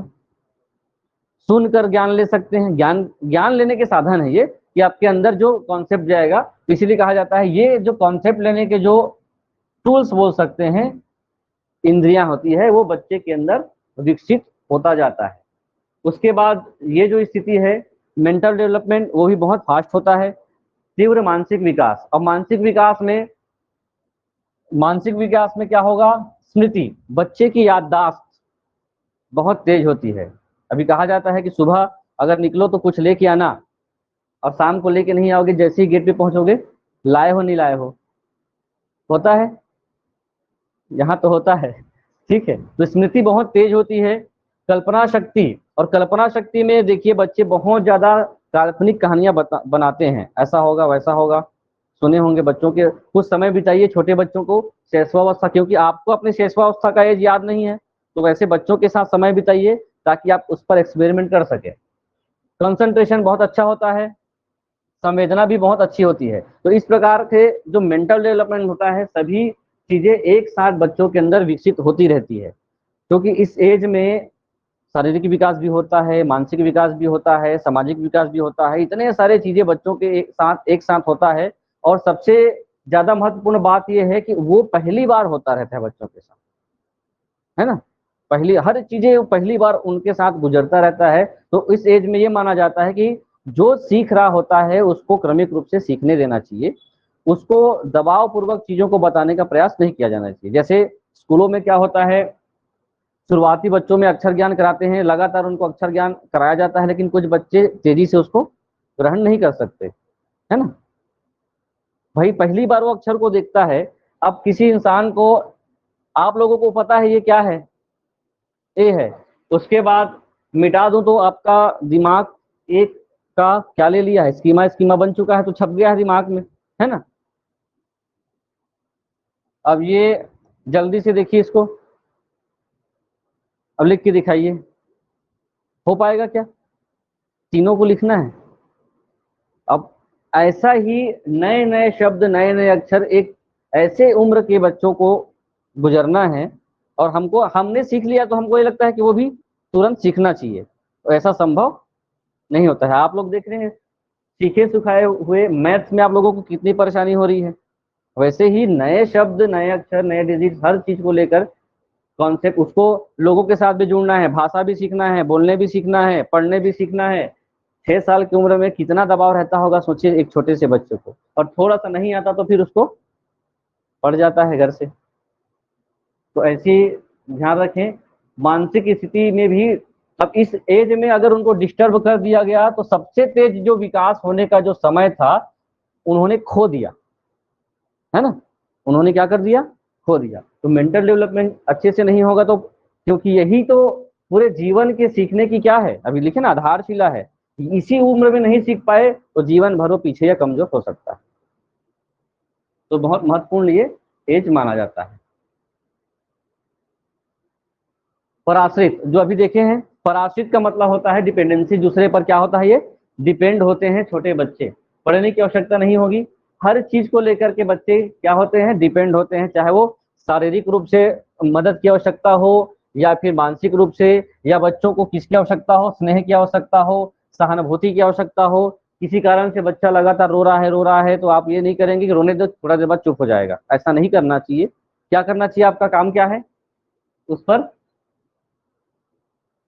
सहानुभूति दिखानी चाहिए, है ना। और उनको क्या कराना चाहिए, चुप कराना चाहिए, शांत कराना चाहिए। ये तो लगातार रोने से मानसिक स्थिति बिगड़ेगी, शारीरिक स्थिति भी बिगड़ सकती है। तो ये जरूरी होती है कि आप क्या करें, आप पर वो क्या है, आश्रित है, डिपेंड है, तो उस प्रकार से उस पर व्यवहार किया जाना चाहिए। उसके बाद ये आत्म प्रेम है। कोई भी बच्चा इस समय क्या होता है, माता पिता का या फिर भाई बहन का प्रेम प्राप्त करना चाहता है ना। अगर 6 महीने या 8 महीने के बच्चा अपनी माँ के गोद में है और कोई ऐसा व्यक्ति आता है या उसको गोद में लेना चाहता है, तो निश्चित रूप से वो उसके पास नहीं जाएगा, या ले लिया गोद में तो वो रोने लगता है, क्योंकि उसको किसका भय है, असुरक्षा का भय होता है। इसलिए हमेशा वो किसके आसपास, या तो माता पिता या भाई बहन जो उसको घनिष्ठता से पहचानते हैं, उन्हीं के साथ वो घुल मिलकर रहना पसंद करता है। लेकिन ये देखिए वही बात है, इस समय शिशु चाहता है कि इन सभी के द्वारा उसको क्या मिले, प्रेम केवल उसी से ही मिले, कोई अन्य से नहीं। और वो धीरे धीरे कोई अन्य व्यक्ति भी लगातार बच्चे के कांटेक्ट में है तो उसका भी स्नेही वो हो जाएगा। इस समय शिशु को स्वयं के अलावा किसी अन्य के प्रेम को मिलने से उसे दूसरे से ईर्ष्या होने लगती है। ये बच्चे का जो अनुभव किया गया है, मनोवैज्ञानिकों ने ये कहा है। ठीक है, ये भी आप लोगों ने ये तो अनुभव किए होंगे, है ना। छोटे बच्चे आप लोगों के घर में होंगे तो। कल्पना की सजीवता जो हम लोग बात किए हैं हेडिंग, 3 से 4 वर्ष की जो शिशु है उसकी कल्पना में ज्यादा सजीवता होती है, क्योंकि वो वही चीजें कल्पना कर सकता है जो चीजें अपने दैनिक जीवन में वो देखा है, सुना है, जाना है। आपकी कल्पना कैसी है, आप किसी चीज को कितना कितने स्तर तक कल्पना कर सकते हो। कल्पना एक ऐसी चीज है, कल्पना किसको बोलते हैं इंग्लिश में, आप कितना सोच सकते हो, कितना इमेजिन कर सकते हो। आप देखिए बच्चों के बारे में है कि बच्चे कल्पना इमेजिन उतना ही कर सकते हैं जितना वो चीजें देखा है, जितना उन्होंने सुना है, जितना उन्होंने समझा है। उसके अलावा उससे ज्यादा कल्पना बच्चे नहीं कर सकते। लेकिन जैसे जैसे एज होती जाती है आपकी कल्पना क्या होती है, बढ़ती जाती है। और कल्पना ही एक ऐसी चीज है जिससे आविष्कार होते हैं। आप सोच सकते हो, आप कई चीजें सोचते होंगे बैठ के, या फिर सोते समय कभी ऐसी कल्पना आती है कि आप सुपरमैन बन गए, सुपरमैन बन गए, बहुत सारी चीजें हैं। वो लक्की सोच रहा था एक दिन तो पैसों की बरसात हो रही है, ऐसी कल्पना वो कर रहे थे लगातार, है ना। कुछ भी कल्पना आप करते हैं तो कल्पना में ऐसी ही चीजें शामिल होती है जो आपने देखा सुना होगा। बच्चों की कल्पना में क्या होती है, सजीवता होती है, ज्यादा लंबा चौड़ा कल्पना वो नहीं कर सकते। नैतिकता का अभाव होता है, ये निगेटिव चीज है बच्चों में, छोटे बच्चों में। किसका लेक्स होता है, लेक्स ऑफ डिसिप्लिन बोल सकते हैं, मोरालिटी, अनुशासन भी नहीं होता, नहीं होता है बच्चे में। क्योंकि वो क्या है, अतार्किक चिंतन से जूझ रहा है, तो उसके अंदर नैतिकता अभी नहीं आई होती है। उनको सही क्या है, गलत क्या है, उचित क्या है, अनुचित क्या है, इनका ज्ञान इस उम्र में नहीं होता। अब देखिए ना, गिरा दिया था पूरा, गाड़ी चला के थे क्या। अब उनको पता होता कि इधर से जाना है तो ये गिर सकता है, तो ये चीज सही क्या है, गलत क्या है, ये धीरे धीरे क्या होता है, एज के साथ तर्क आता है। जब तक उनके अंदर लॉजिक नहीं आएगा तब तक सही और गलत का वो पहचान नहीं कर पाता है। पुनरावृत्ति की प्रवृत्ति होती है, किसी चीज को बार बार रिपीट करना एक छोटे बच्चों में क्या होता है, आदत होता है ना। ये भी एक बच्चों की विशेषता है। बार बार किसी शब्द को क्या करना, दोहराना, किसी एक्टिविटी को दोहराते रहना छोटे बच्चों में खासकर देखा जाता है। उसके बाद क्यूरियोसिटी, जिज्ञासा होती है हर चीज को जानने की, और जानने की जो या जिज्ञासा की जो प्रवृत्ति होती है सबसे ज्यादा इसी में होती है। और जितना ज्यादा बच्चे के अंदर जिज्ञासा की प्रवृत्ति है उतने तेजी से बच्चों में आगे तर्क का विकास होगा, लॉजिकल डेवलपमेंट यहीं से होगा। जैसे कुछ एग्जाम्पल है, मान लो बच्चे को क्या दे दिया गया, नया खिलौना दे दिया गया, कार दे दिया गया मान लो, तो वो क्या करता है, कार को पूरा चक्के को निकाल देता है, उसके कांच को निकाल देता है, सबको निकाल के देखेगा कि इसके अंदर क्या है ना। जो अभी होता रहता है एक्टिविटी यहाँ पे, मैं उसी को बता रहा हूँ, है ना। सब सेल से लेकर हर चीज को निकाल देगा, उसके बाद लगा नहीं पाता है ना। हो गया फिर जिज्ञासा समाप्त। बहुत सारी चीजें होती हैं जिससे वो क्या है, जानने की इच्छा होती जाती है। और चूंकि मैं अभी बताया हूं कि उनके अंदर प्रश्न पूछने की प्रवृत्ति होती है कि ये चीज क्यों होता है। आप लोगों ने भी इसका अनुभव किया होगा कि छोटे बच्चे खासकर 3 साल से 5 साल के बीच हर चीज को जानने का प्रयास करते हैं। जो उत्तर बताते जाओगे उस पर वो प्रश्न आता जाएगा, ये क्यों होता है। वो फिर वो उसका आंसर बताओगे तो फिर पूछेगा वो क्यों होता है ना। इसलिए प्राइमरी स्कूल में पहले एक पाठ था, एक बच्ची थी, सुने होंगे क्यों क्यों। आप लोगों ने हिंदी मीडियम में एक पुस्तक में 5th क्लास में ये है क्या, क्यों क्यों। एक बच्ची का जो जीवन है उसके बारे में बताया गया कि कितना वो उसके अंदर किसी भी चीज को जानने की क्या होती है, जिज्ञासा होती है। पढ़े हुए, पढ़ाए होंगे, पढ़े तो नहीं होंगे, पढ़े भी हो। चलिए ये था इसके बारे में। उसके बाद सीखने की प्रक्रिया प्रक्रिया तीव्र होती है, ये भी हो गया। अकेले व साथ खेलने की प्रवृत्ति होती है। संवेगों के बारे में बताया कि हाँ, बच्चों के अंदर मुख्य रूप से क्या होता है, कुछ ऐसे इमोशंस आते हैं जिसमें से भय की भावना बच्चे के अंदर होती है। तुरंत बच्चा क्या हो जाता है, क्रोधी हो जाता है, गुस्सा हो जाता है। तुरंत उसके अंदर प्रेम भाव आ जाता है और पीड़ा। ये 4 चीजें बच्चों के अंदर खासकर शैशवावस्था में देखने को मिलता है। और ये कब होता है, जब कोई बच्चा कितने वर्ष का हो जाता है, 2 वर्ष की आयु तक का लगभग सभी जो इमोशंस है बच्चे के अंदर आना शुरू हो जाता है। ये ध्यान रखेंगे। ये इसका एग्जाम्पल है, मान लो कोई बच्चा अपने परिवार से दूर होता है तो दूर होने की घबराहट बच्चों में क्या होता है, भावनात्मक लगाव दर्शाता है। अगर किसी बच्चे के 2 साल के बच्चों को छोड़ करके किसी काम से बाहर चले जाएं तो बच्चा क्या होता है, कुछ समय के लिए तो रोएगा, है ना। और या फिर कुछ समय के लिए गए हो और वो लेट हो गए तब भी वो रोता है। तो भावनात्मक रूप से क्या होता है, दूर होने के डर से उनके अंदर लगाव जुड़ा होता है। ये भी शिशु अवस्था में आती है। समाजीकरण होता है। समाजीकरण का मतलब है कि बच्चे समाज से जुड़ना शुरू करते हैं और समाज की सबसे प्राथमिक इकाई होती है परिवार। 2 या 3 साल के बच्चा समाज में परिवार से ही सबसे ज्यादा जुड़ाव होता है। अन्य जो लोग हैं उससे इस समय कम जुड़ाव होता है। तो परिवार ही है जो उनको सामाजिक होना सिखा सकता है। परिवार ही है जो उनको नैतिकता सिखा सकता है। परिवार ही है जो छोटे बच्चों को कैसे हमको बड़ों से बात करना चाहिए, कैसे रहना चाहिए, ये चीजें परिवार ही सिखा सकता है। क्योंकि समाजीकरण, समाजीकरण मतलब किसी भी बच्चे का, ये समाज है और ये बच्चा है, ये किसी भी प्रकार के समाज से नहीं जुड़ा है, तो धीरे से समाज के अंदर ये पहुंचता है और समाज में बहुत सारे लोग हैं और इन लोगों के कांटेक्ट में आता है और खुद को ये क्या बना लेता है, एक सामाजिक प्राणी बना लेता है ना, सामाजिक प्राणी बना लेता है। शैशवावस्था के लिए पढ़ाने लिखाने के लिए एक विधि बताई गई है। कौन सी विधि, मॉन्टेसरी शिक्षण विधि है, किंडरगार्टन विधि है और खेल विधि। ये 3 ऐसी विधियां हैं जो शिशु अवस्था में या स्कूल पूर्व, मतलब स्कूल जाने के पहले बच्चों को यही 2-3 विधि से ही पढ़ाया लिखाया जाना चाहिए। अगर 3 साल का बच्चा है, आप लोगों के जैसे मैं बैठा दूं और खड़े होकर के मैं किसी मुद्दे पर बात करूं तो बच्चा समझ पाएगा क्या, सुनेगा ही नहीं, वो भाग जाएगा।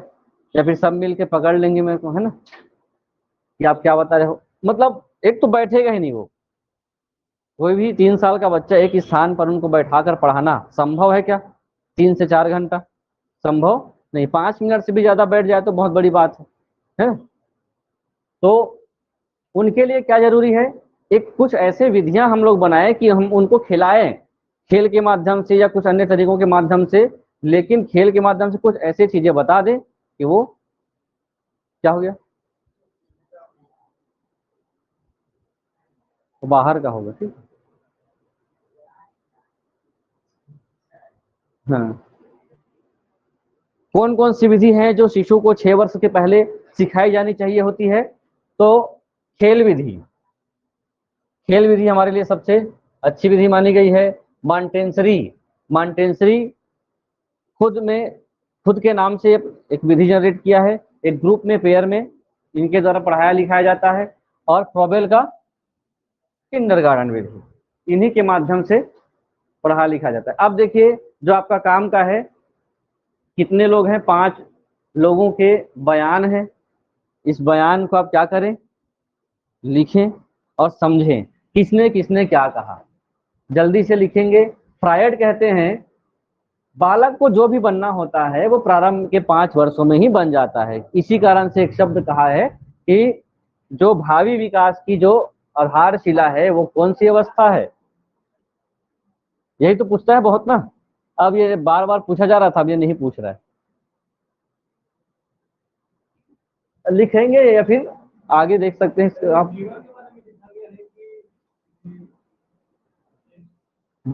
बच्चों के बारे में कोई भी व्यक्ति अपने जीवन में कुछ बनना चाहता है तो 5 वर्ष में ही उसके अंदर बनने के लक्षण आ जाते हैं, ये बात है। कई बार बच्चों को देख के लगता है हाँ ये आगे चलकर कुछ तो करेगा, है ना। और वो सुन लिया कि आगे मैं कुछ तो करूंगा, उसी दिन से वो कुछ नहीं करता है ना। यहाँ पर उनके शारीरिक, मानसिक और अन्य विकास को लेकर के रिसर्च किया गया है और रिसर्च करने के बाद ये परिणाम आया कि 5 साल में ही बहुत सारी चीजें बच्चों के अंदर होती है और यहीं से उनके बहुत सारी चीजें बनने के तरीके मिल जाते हैं। एडलर भी वही बोलते हैं।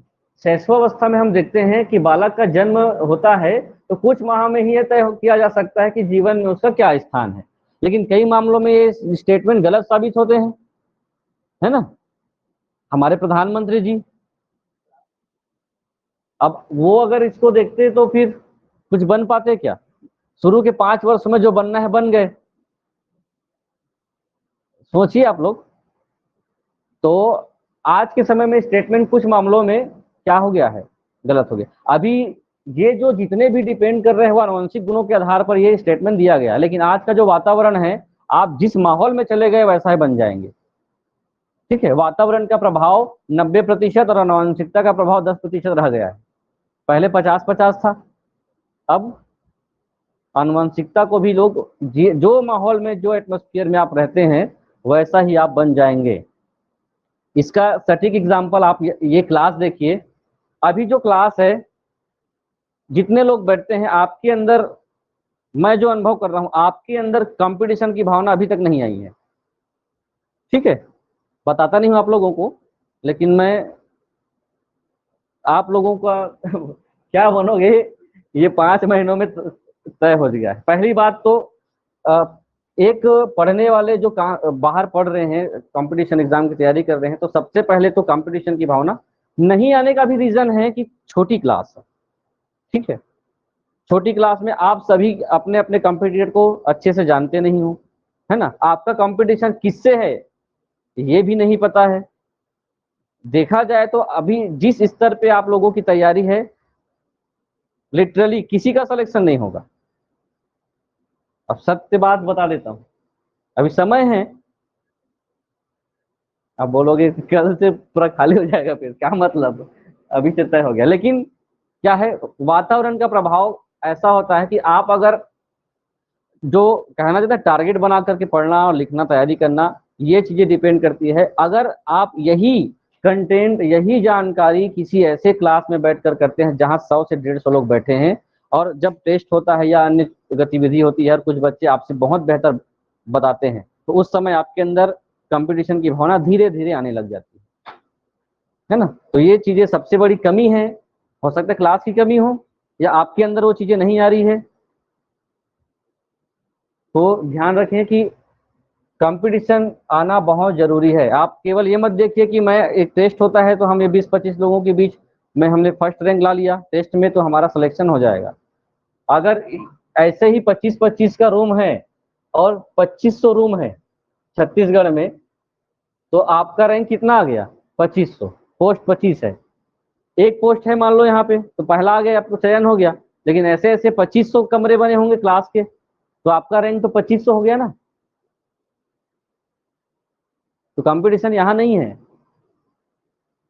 आप अपने शहर में देखिए कितने लोग आप तैयारी कर रहे हैं, शहर के बाद देखिए कि अगल बगल के शहर लोग कितने पढ़ रहे होंगे, राज्य के कितने लोग तैयारी कर रहे होंगे, सोचिए अब उसको।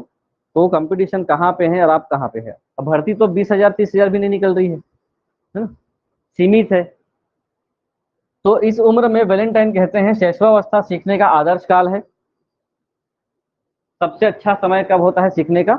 शिशु अवस्था में ही सब चीज अच्छे से सीखा जा सकता है।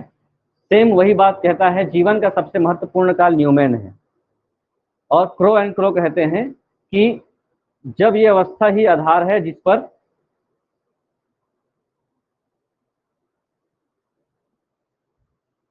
बालकों का जो भावी जीवन का निर्माण किया जा सकता है, और इस अवस्था में उतना अधिक निरीक्षण और निर्देशन किया जा सकता है, उतना ही अधिक उत्तम विकास और जीवन होता है। अगर बच्चों को थोड़ा सा स्वतंत्र छोड़ दे कि अपना विकास स्वयं करते रहें, तो वो अपना विकास नहीं कर सकता। आपको बताना पड़ेगा कि किस लाइन पे जाना है, कहाँ सही है कहाँ गलत है। तो बिल्कुल एक निरीक्षणकर्ता या निर्देशनकर्ता की आवश्यकता होती है, जो माता पिता होंगे, परिवार के लोग होंगे, जिससे वो आगे बढ़ सकता है। स्टिंग के अनुसार ये भी शुरू के 2 साल को आधार मानकर कहते हैं कि जीवन के पहले 2 वर्ष में बालक अपने भावी जीवन की नींव रखता है, और परिवर्तन किसी भी आयु में हो सकता है, तथापि प्रारंभिक जीवन में बनी हुई प्रवृत्तियां और प्रतिमान स्थायी बने रहते हैं। इन्होंने थोड़ा आगे की बात की और कहा जो परिवर्तन है किसी भी आयु में हो सकता है। ठीक है, इनका जो रिसर्च था थोड़ा ठीक था। पहले 2 वर्ष में बालक अपने आने वाले जीवन के लिए सेटअप तैयार कर लिया, लेकिन जो एकाएक बदलाव होगा, शारीरिक बदलाव तो एक समय के बाद खत्म हो जाएगा, लेकिन लॉजिकल तार्किक क्षमता या फिर मानसिक विकास होता है वो किसी भी आयु में हो सकता है। फिर भी तथापि मतलब प्रारंभिक जीवन में जो इंसान के अंदर प्रवृत्ति बन गई, वो प्रवृत्ति उनको आने वाले समय में क्या करता है, स्थायी रूप से बना ही रहता है।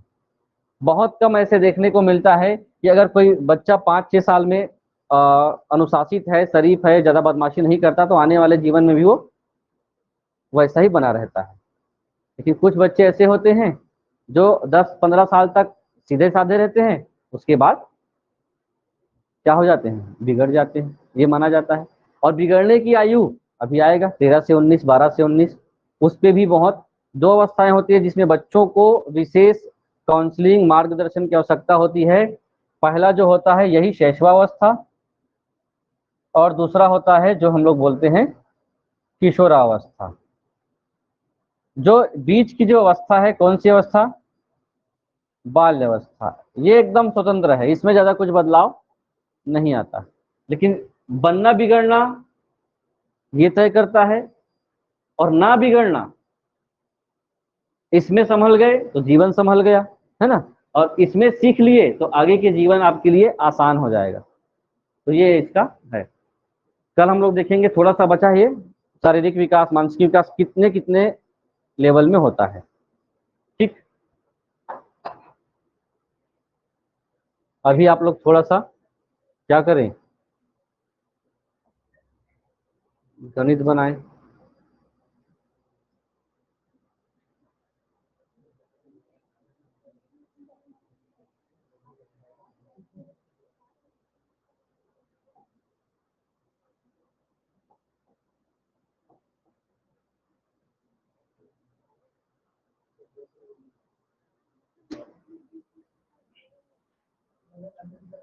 प्रॉफिट लॉस, बड़े प्रश्न, आज थोड़े से लंबे प्रश्न आप लोगों को करने पड़ेंगे।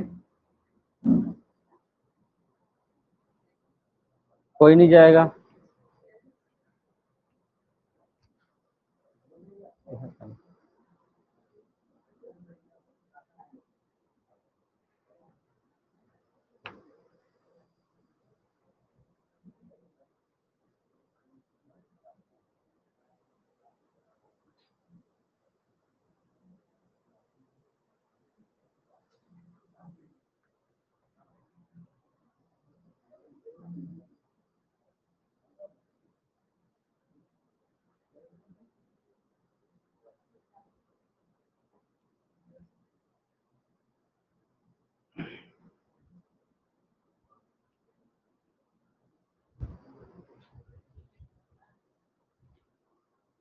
लास्ट प्रश्न क्या लिखे थे भाई?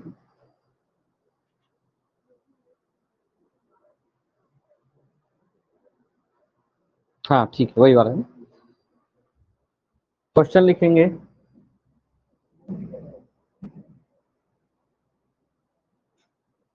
उस वस्तु का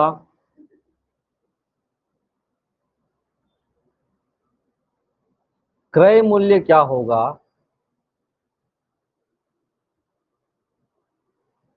जिसे 5%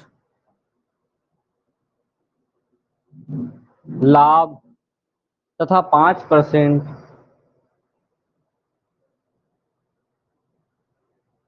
हानि पर बेचे जाने पर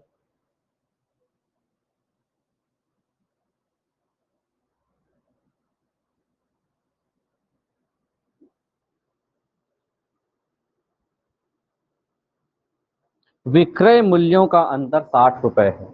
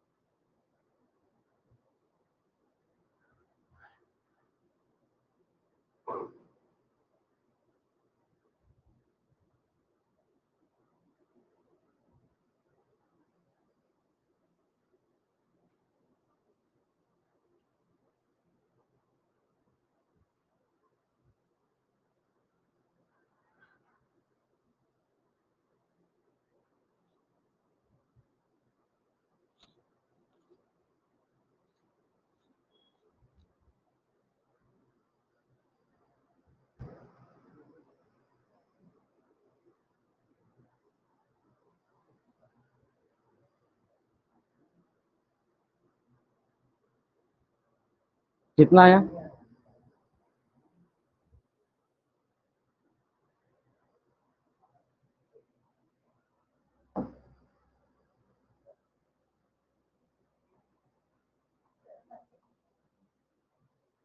वस्तु का क्रय मूल्य निकालना है।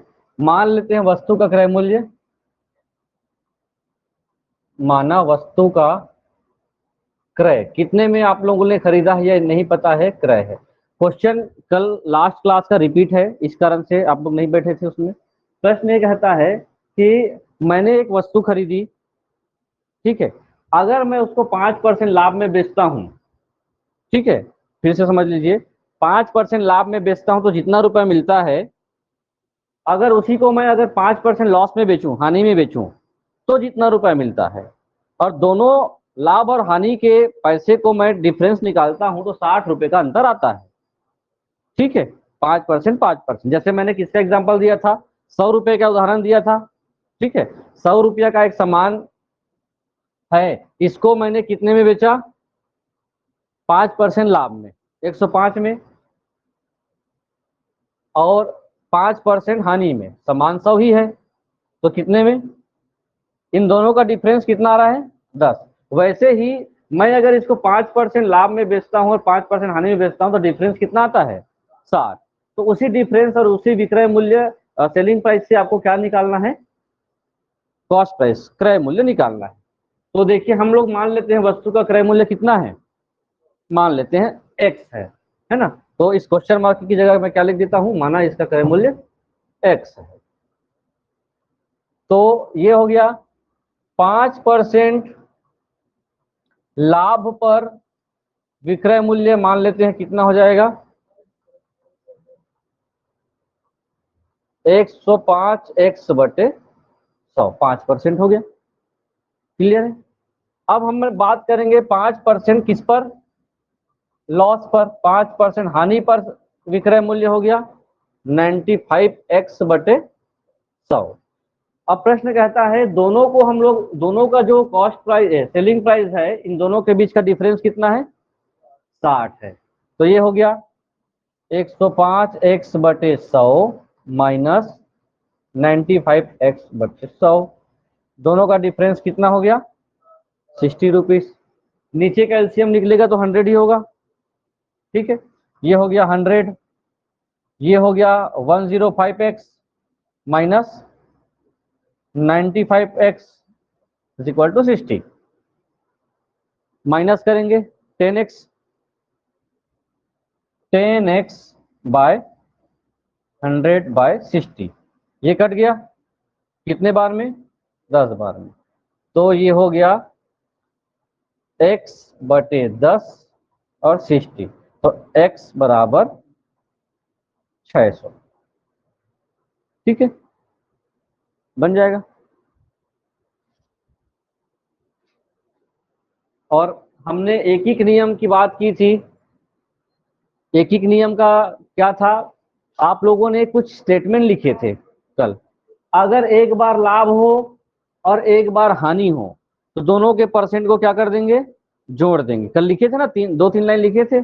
जब लाभ या हानि हो तो दोनों के परसेंट को जोड़ते हैं। मान के चलो लाभ लाभ कितना है? 5 और हानि कितना है? 5। तो कितना परसेंट हो गया? 10%।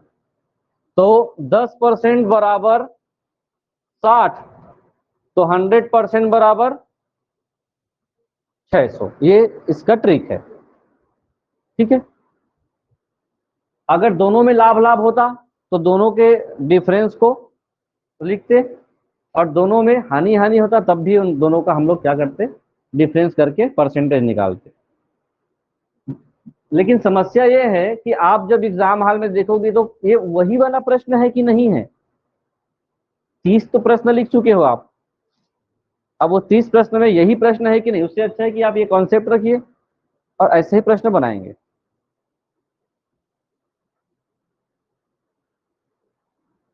हो गया। अगला क्वेश्चन है, एक व्यक्ति 15,400 में, लिख लिए कि इस क्वेश्चन को, एक व्यक्ति 15,400 में 5 मेज और 9 कुर्सियां खरीदता है। 5 टेबल, मेज मतलब टेबल, और 9 चेयर और 9 कुर्सियां क्या किया? खरीदता है। वह मेज पर, मेज को 10%,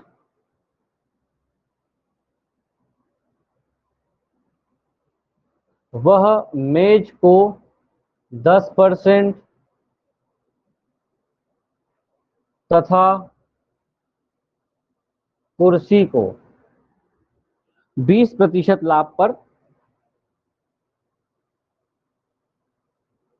बेच देता है।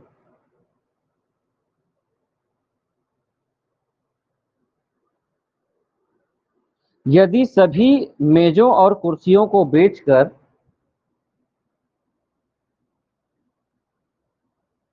यदि सभी मेज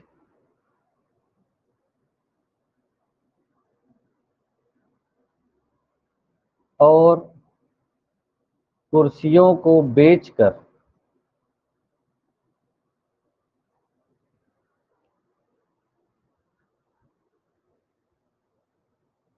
रुपए 2080 2080 का प्रॉफिट लेता है,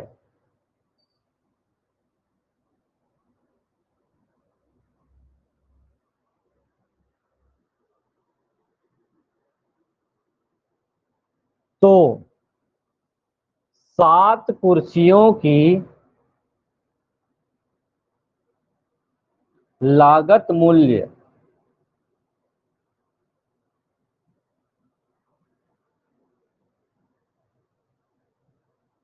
क्या है?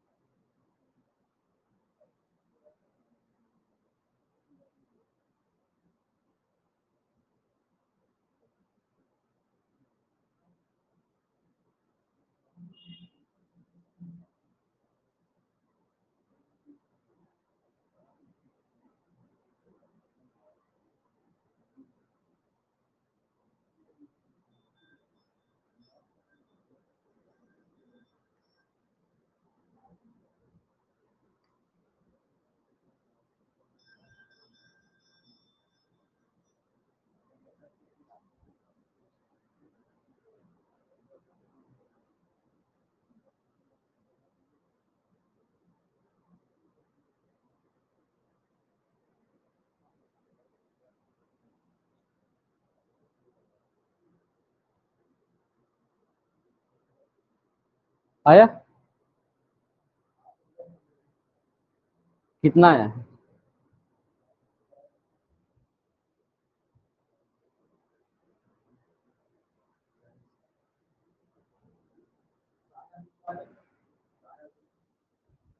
हम्म।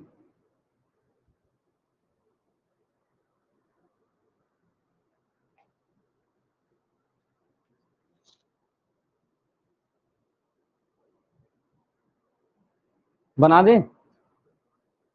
समय क्यों व्यस्त करें?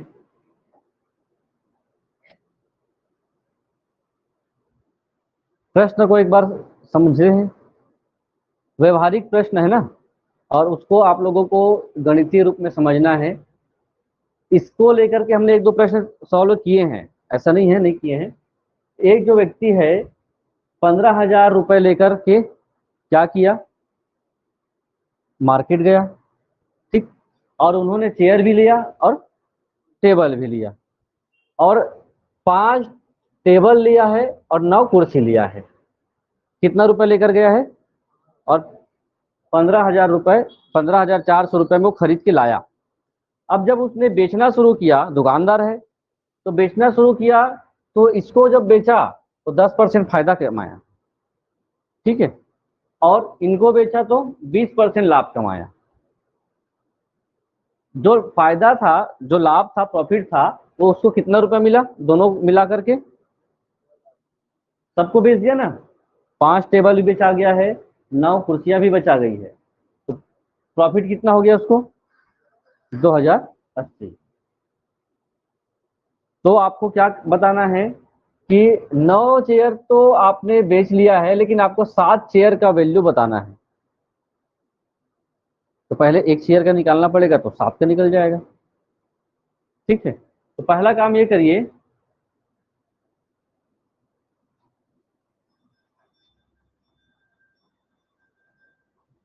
मान लेते हैं ये क्या है, माना क्रय मूल्य,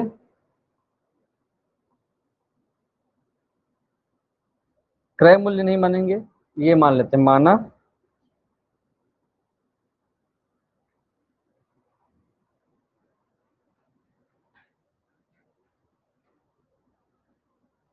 मेज का, पहले मेज, मेज का क्रय मूल्य x, ठीक, और कुर्सी का क्रय मूल्य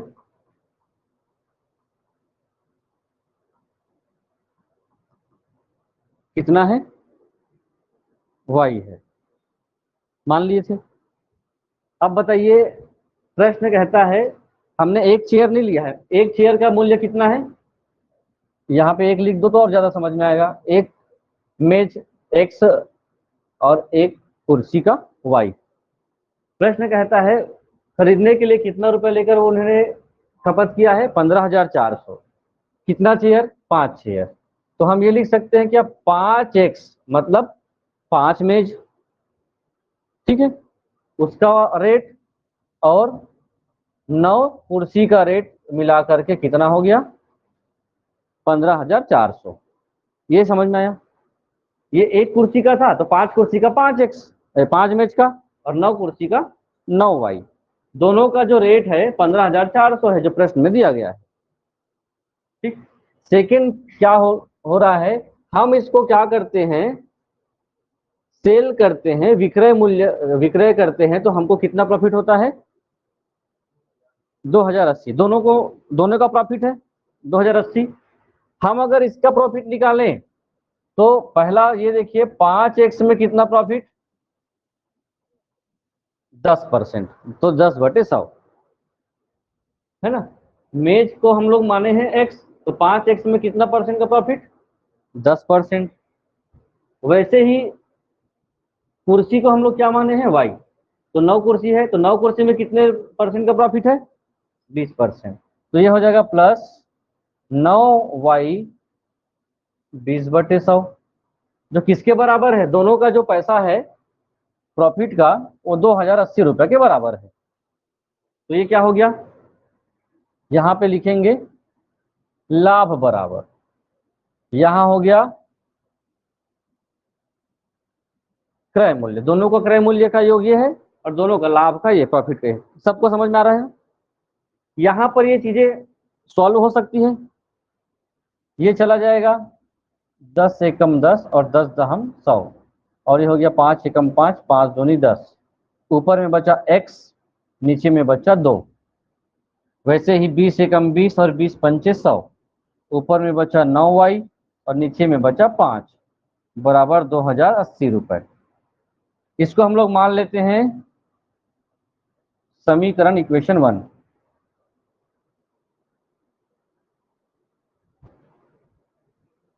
ये होगा, आगे सॉल्व होगा, नीचे का एलसीएम कितना होगा 10, ये हो गया 5, 2 से गया 5x प्लस 2 18y बराबर 2080। तो ये तिर्यक गुणा हो जाएगा, 5x प्लस 18y बराबर 2080 और एक शून्य और 20,800। ये हो गया इक्वेशन 2, समीकरण 2। आप लोगों को दो समीकरण हल करने आते हैं, तो समीकरण 2 में समीकरण 1 को घटाने पर दोनों को हम लोग माइनस कर देंगे। क्या कर सकते हैं, समीकरण 2 में 1 को घटाने पर 5x धन 18y बराबर 2080, ये है 5x धन 9y बराबर 15,400। घटाना है, ठीक है, घटाते हैं तो तीनों स्थानों पर माइनस का निशान लग जाता है। ऐसा सॉल्व किए है ना कभी, ये प्लस माइनस है तो यहां से दोनों कैंसिल हो गया, ये बच गया कितना, 18 में 9 होगा तो 9y, ये हो गया यहाँ से 0, यहाँ से 0, 4, 8 में 4 गया 4, फिर 20 में 5 गया 5।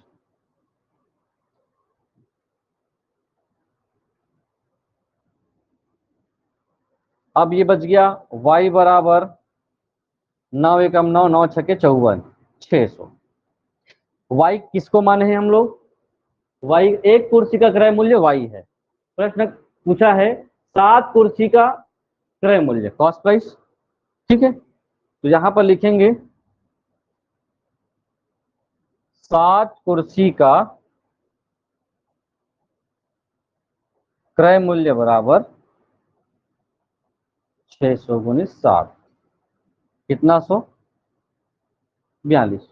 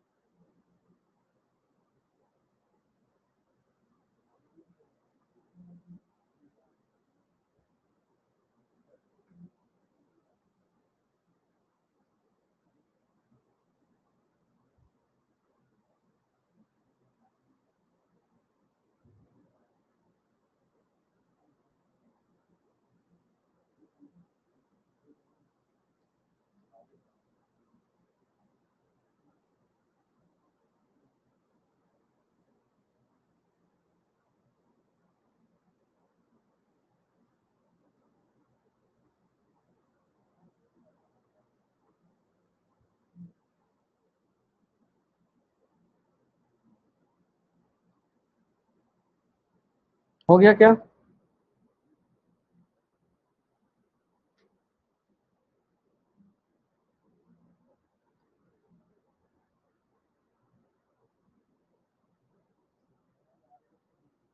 चलिए आगे लिखेंगे। अब आप लोग बनाएंगे जो क्वेश्चन लिख रहा हूं मैं, ध्यान से इसको, लॉजिकल है। एक व्यक्ति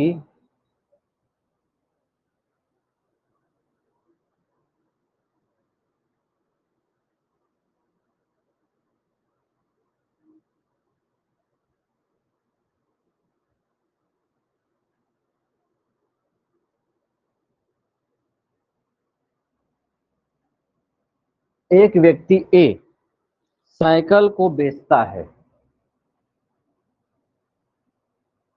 साइकिल होता है कि साइकिल होता है?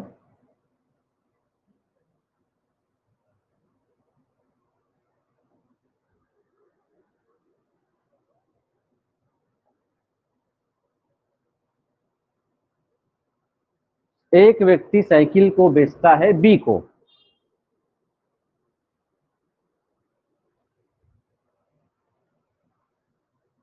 बी को 20% लाभ पर,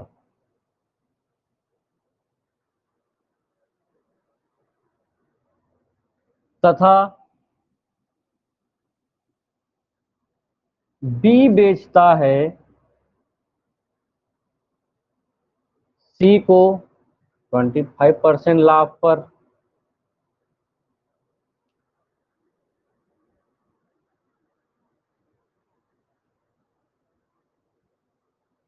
यदि सी ने 225 रुपए साइकिल के लिए अदा किया, साइकिल के लिए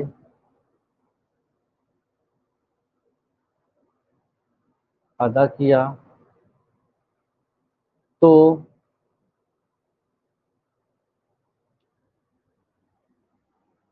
साइकिल का कॉस्ट प्राइस, क्रय मूल्य,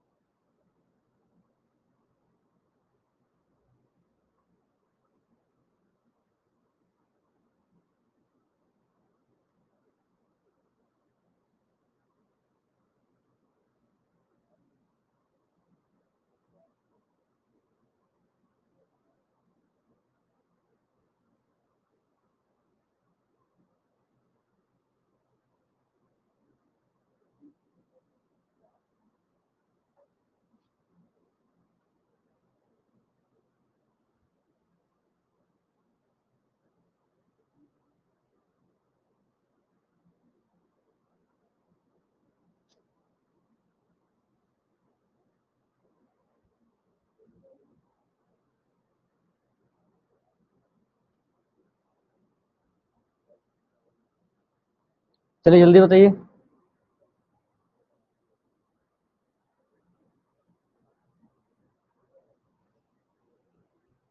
एक व्यक्ति ए साइकिल को किसको बेचा है, बी को बेचा। अब बी को बेचा है, अब एक सामान्य रूप से देखिए, साइकिल मान लेते हैं एक्स का है, एक्स रुपए का है, यहीं से शुरुआत करते हैं। और इसका तरीका बहुत आसान है, प्रश्न बहुत लंबा है, आप लोगों को लग रहा होगा। क्रय मूल्य निकालना है, मतलब वो साइकिल कितने का रहा होगा, है ना, वही प्रश्न है। तो साइकिल को किसने खरीदा है, बी ने, लेकिन फायदा किसको हुआ है, ए ने 20% लाभ में। ए को ही असली रेट पता है ना, इसको बताएगा थोड़ी कि आप मैंने आपसे 20% लाभ कमाया है ना। तो हम लोग या क्या बोल सकते हैं, मान लेते हैं, माना क्रय मूल्य, क्रय मूल्य क्या है, एक्स। तो जो एक्स है उसमें कितना परसेंट का लाभ, 20%, किसको, बी को। तो जब भी परसेंट निकालना होगा तो कितना परसेंट लिख सकते हैं हम लोग, 120% लिख सकते हैं, प्रॉफिट है तो। असल में क्या होता है यहाँ पर, क्रय मूल्य बराबर जितना लाभ लाभ हुआ है 100 धन लाभ बटे 100। तो ऐसा ना लिख करके मैं सीधा क्या लिख देता हूं, कितना फायदा हो रहा है, 20%। तो 120 बटे 100 ये हो गया। फिर इसको, इसी क्रय मूल्य को फिर से बी ने किसको बेचा, सी को, इसको भी क्या हुआ है, फायदा ही हुआ है। तो ये हो गया 125 बटे 100। जब 125 बटे 100 है तो उसका ये सब लाभ होने के बाद वो कितना रुपया पटाया है, पूरा 225। बस इक्वेशन बस सेम, बहुत सिंपल तरीके से रखना है। जब भी कभी क्रमिक लाभ की बात की जाती है, क्रमिक लाभ का मतलब फिर से उसमें लाभ हुआ, फिर से उसमें प्रॉफिट हुआ, फिर से प्रॉफिट हुआ, तो हम किसी एक क्रय मूल्य को आधार मान करके जितना लॉस लाभ होता जाता है उसको लिखते जाते हैं। हो सकता है यहाँ पे लॉस हो, घाटा हो, हानि हो। मान लो यहाँ पर ये इसको बेच दिया 20% पर, और इन्होंने 3 साल साइकिल रगड़ के चलाया, है ना, और पंचर था वो, उसके बाद उसको हानि में बेच दिया, 5% हानि में। तो यहाँ पर 95 हो जाएगा, 100 में 5 कम हो जाएगा। प्रतिशत का आधार तो क्या है, 100 ही है। ये आपको काटने आएगा, जल्दी काट दीजिए। यहाँ पर देखिए 0 कट गए, देखते जाइए, ये 0 कट गए, ये जाएगा 25 से, 25 पंचे 125 और 25 चौ 100। और यहाँ ये 0 कट गया, ये बचेगा 6, 6 और 5, 5 और 5 ये कट गए, ठीक है। अब उसके बाद 6 के पहाड़ में 225 आता है क्या, 6 या 18 नहीं आएगा, 3 क्या आएगा, तो ये 3 दो दूनी 4, 2 तिया 6 कट गया। अब ये हो गया 3 सत्ते 21, फिर एक बचा 3 पंचे 15। ऊपर में सभी चीजें कट चुकी है, नीचे में बचा है 2, ऊपर में बचा है x, x बटे 2 बराबर 75। तो x बराबर 150 रुपए। x क्या है, क्रय मूल्य माने थे, ठीक है। सिंपल तरीके से बनेगा। बराबर में 225 इसलिए रखे हैं क्योंकि हमने क्रमिक लाभ लेकर के फाइनली यहां पर पहुंच चुके हैं, 225 तक पहुंच चुके थे।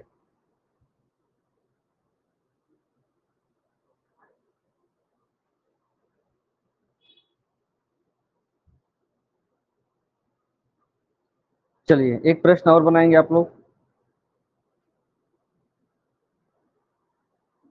ये आप लोग अलग अलग स्टेप बाय स्टेप काट सकते हो ना इसको, हर स्टेप में एक बार काटे, फिर अगला लिखे, फिर काटे, फिर लिखे।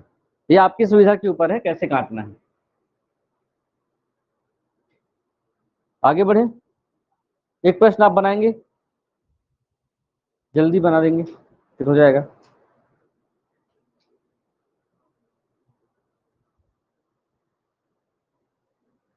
क्वेश्चन है, किशन ने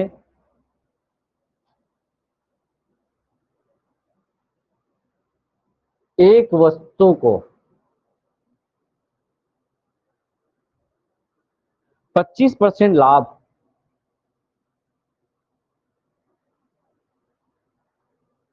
कमाकर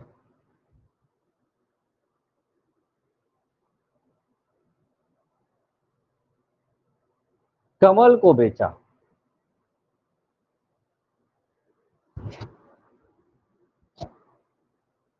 कमल ने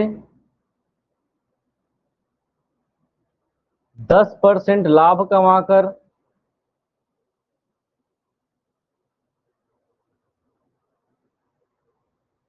कमलेश को बेचा।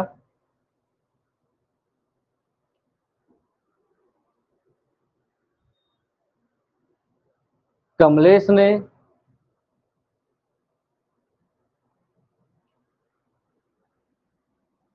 5% लाभ कमाकर, देखिए जहां जहां प्रॉफिट होता जाता है 100 में जितना प्रॉफिट हो रहा है उतना जोड़ेंगे, अगर लॉस होगा, हानि होगा, तो उसको हम लोग क्या करेंगे, कम करेंगे। इसमें तीनों परिस्थितियों में क्या हो रहा है, प्रॉफिट लेकर के आगे वो बढ़ता जा रहा है। 5% लाभ लेकर 231 रुपए लाभ में इसे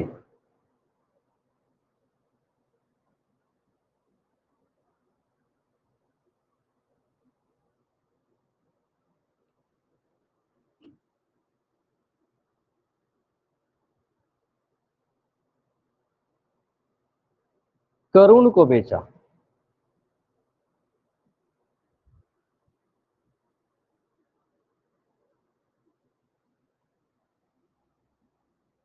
वस्तु का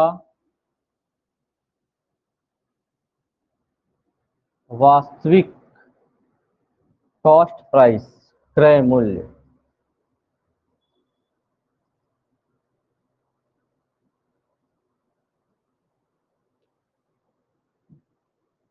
प्रश्न में कुछ आप लोगों को अंतर मिलेगा। अंतर यह है कि आपको 3 बार परसेंटेज लगाने हैं, है ना।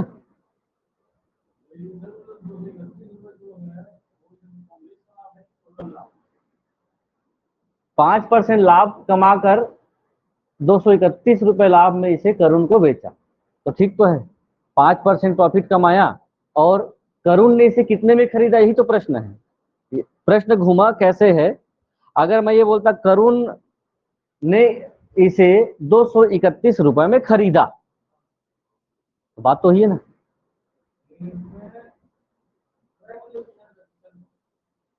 हाँ, तो किशन का क्रय मूल्य बताना है आपको, अर्थात रियल क्रय मूल्य बताना है। प्रश्न घुमावदार है लेकिन बात सेम है। इससे पहले के प्रश्न में हमने एक शब्द जोड़ दिया था कि जो साइकिल है उसको सी ने 225 में खरीदा था, ठीक है।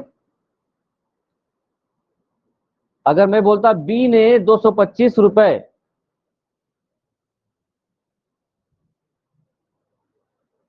में बेचा है,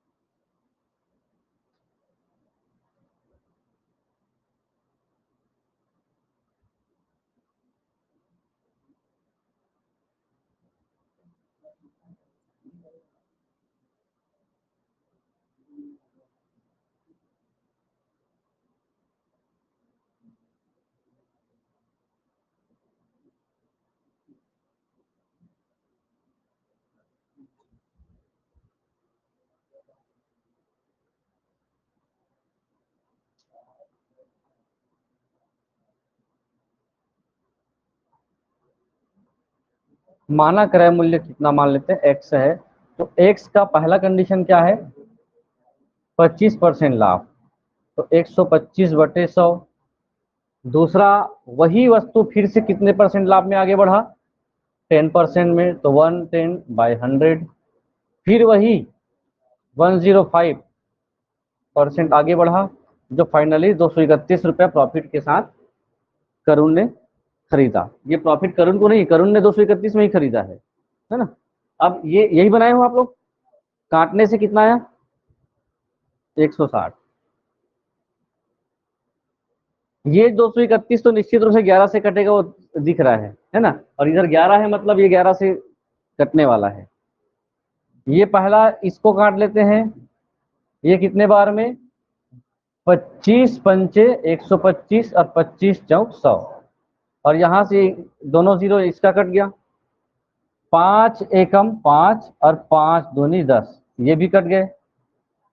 ठीक है, उसके बाद ये कितने बार में जाएगा 21, है ना। 5 20 पंचे 100 और 21 पंचे 105। ठीक है, अब कोई कटने की संभावना है नीचे में नहीं है। ये 11 एकम 11 और 11 दूनी 22, और ये 2 बचा है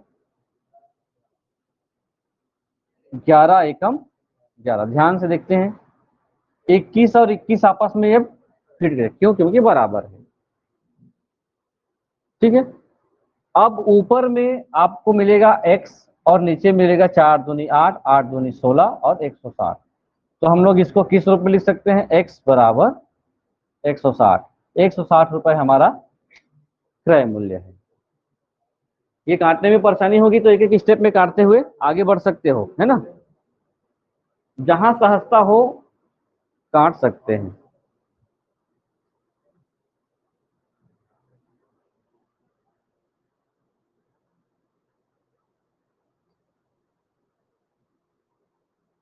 चलिए, अब हम लोग कल लाभ हानि का क्वेश्चन लास्ट करेंगे, और वो कैसे क्वेश्चन होंगे जो अभी एग्जाम में आ रहे हैं फुट वाले, बना करके आप लोगों को दिखाना है 2-4, क्योंकि बहुत सारी वेराइटियां हो गई हैं अभी, लगभग 20-25 प्रश्न से ज़्यादा हो चुके हैं। कल लाभ हानि लास्ट होगा।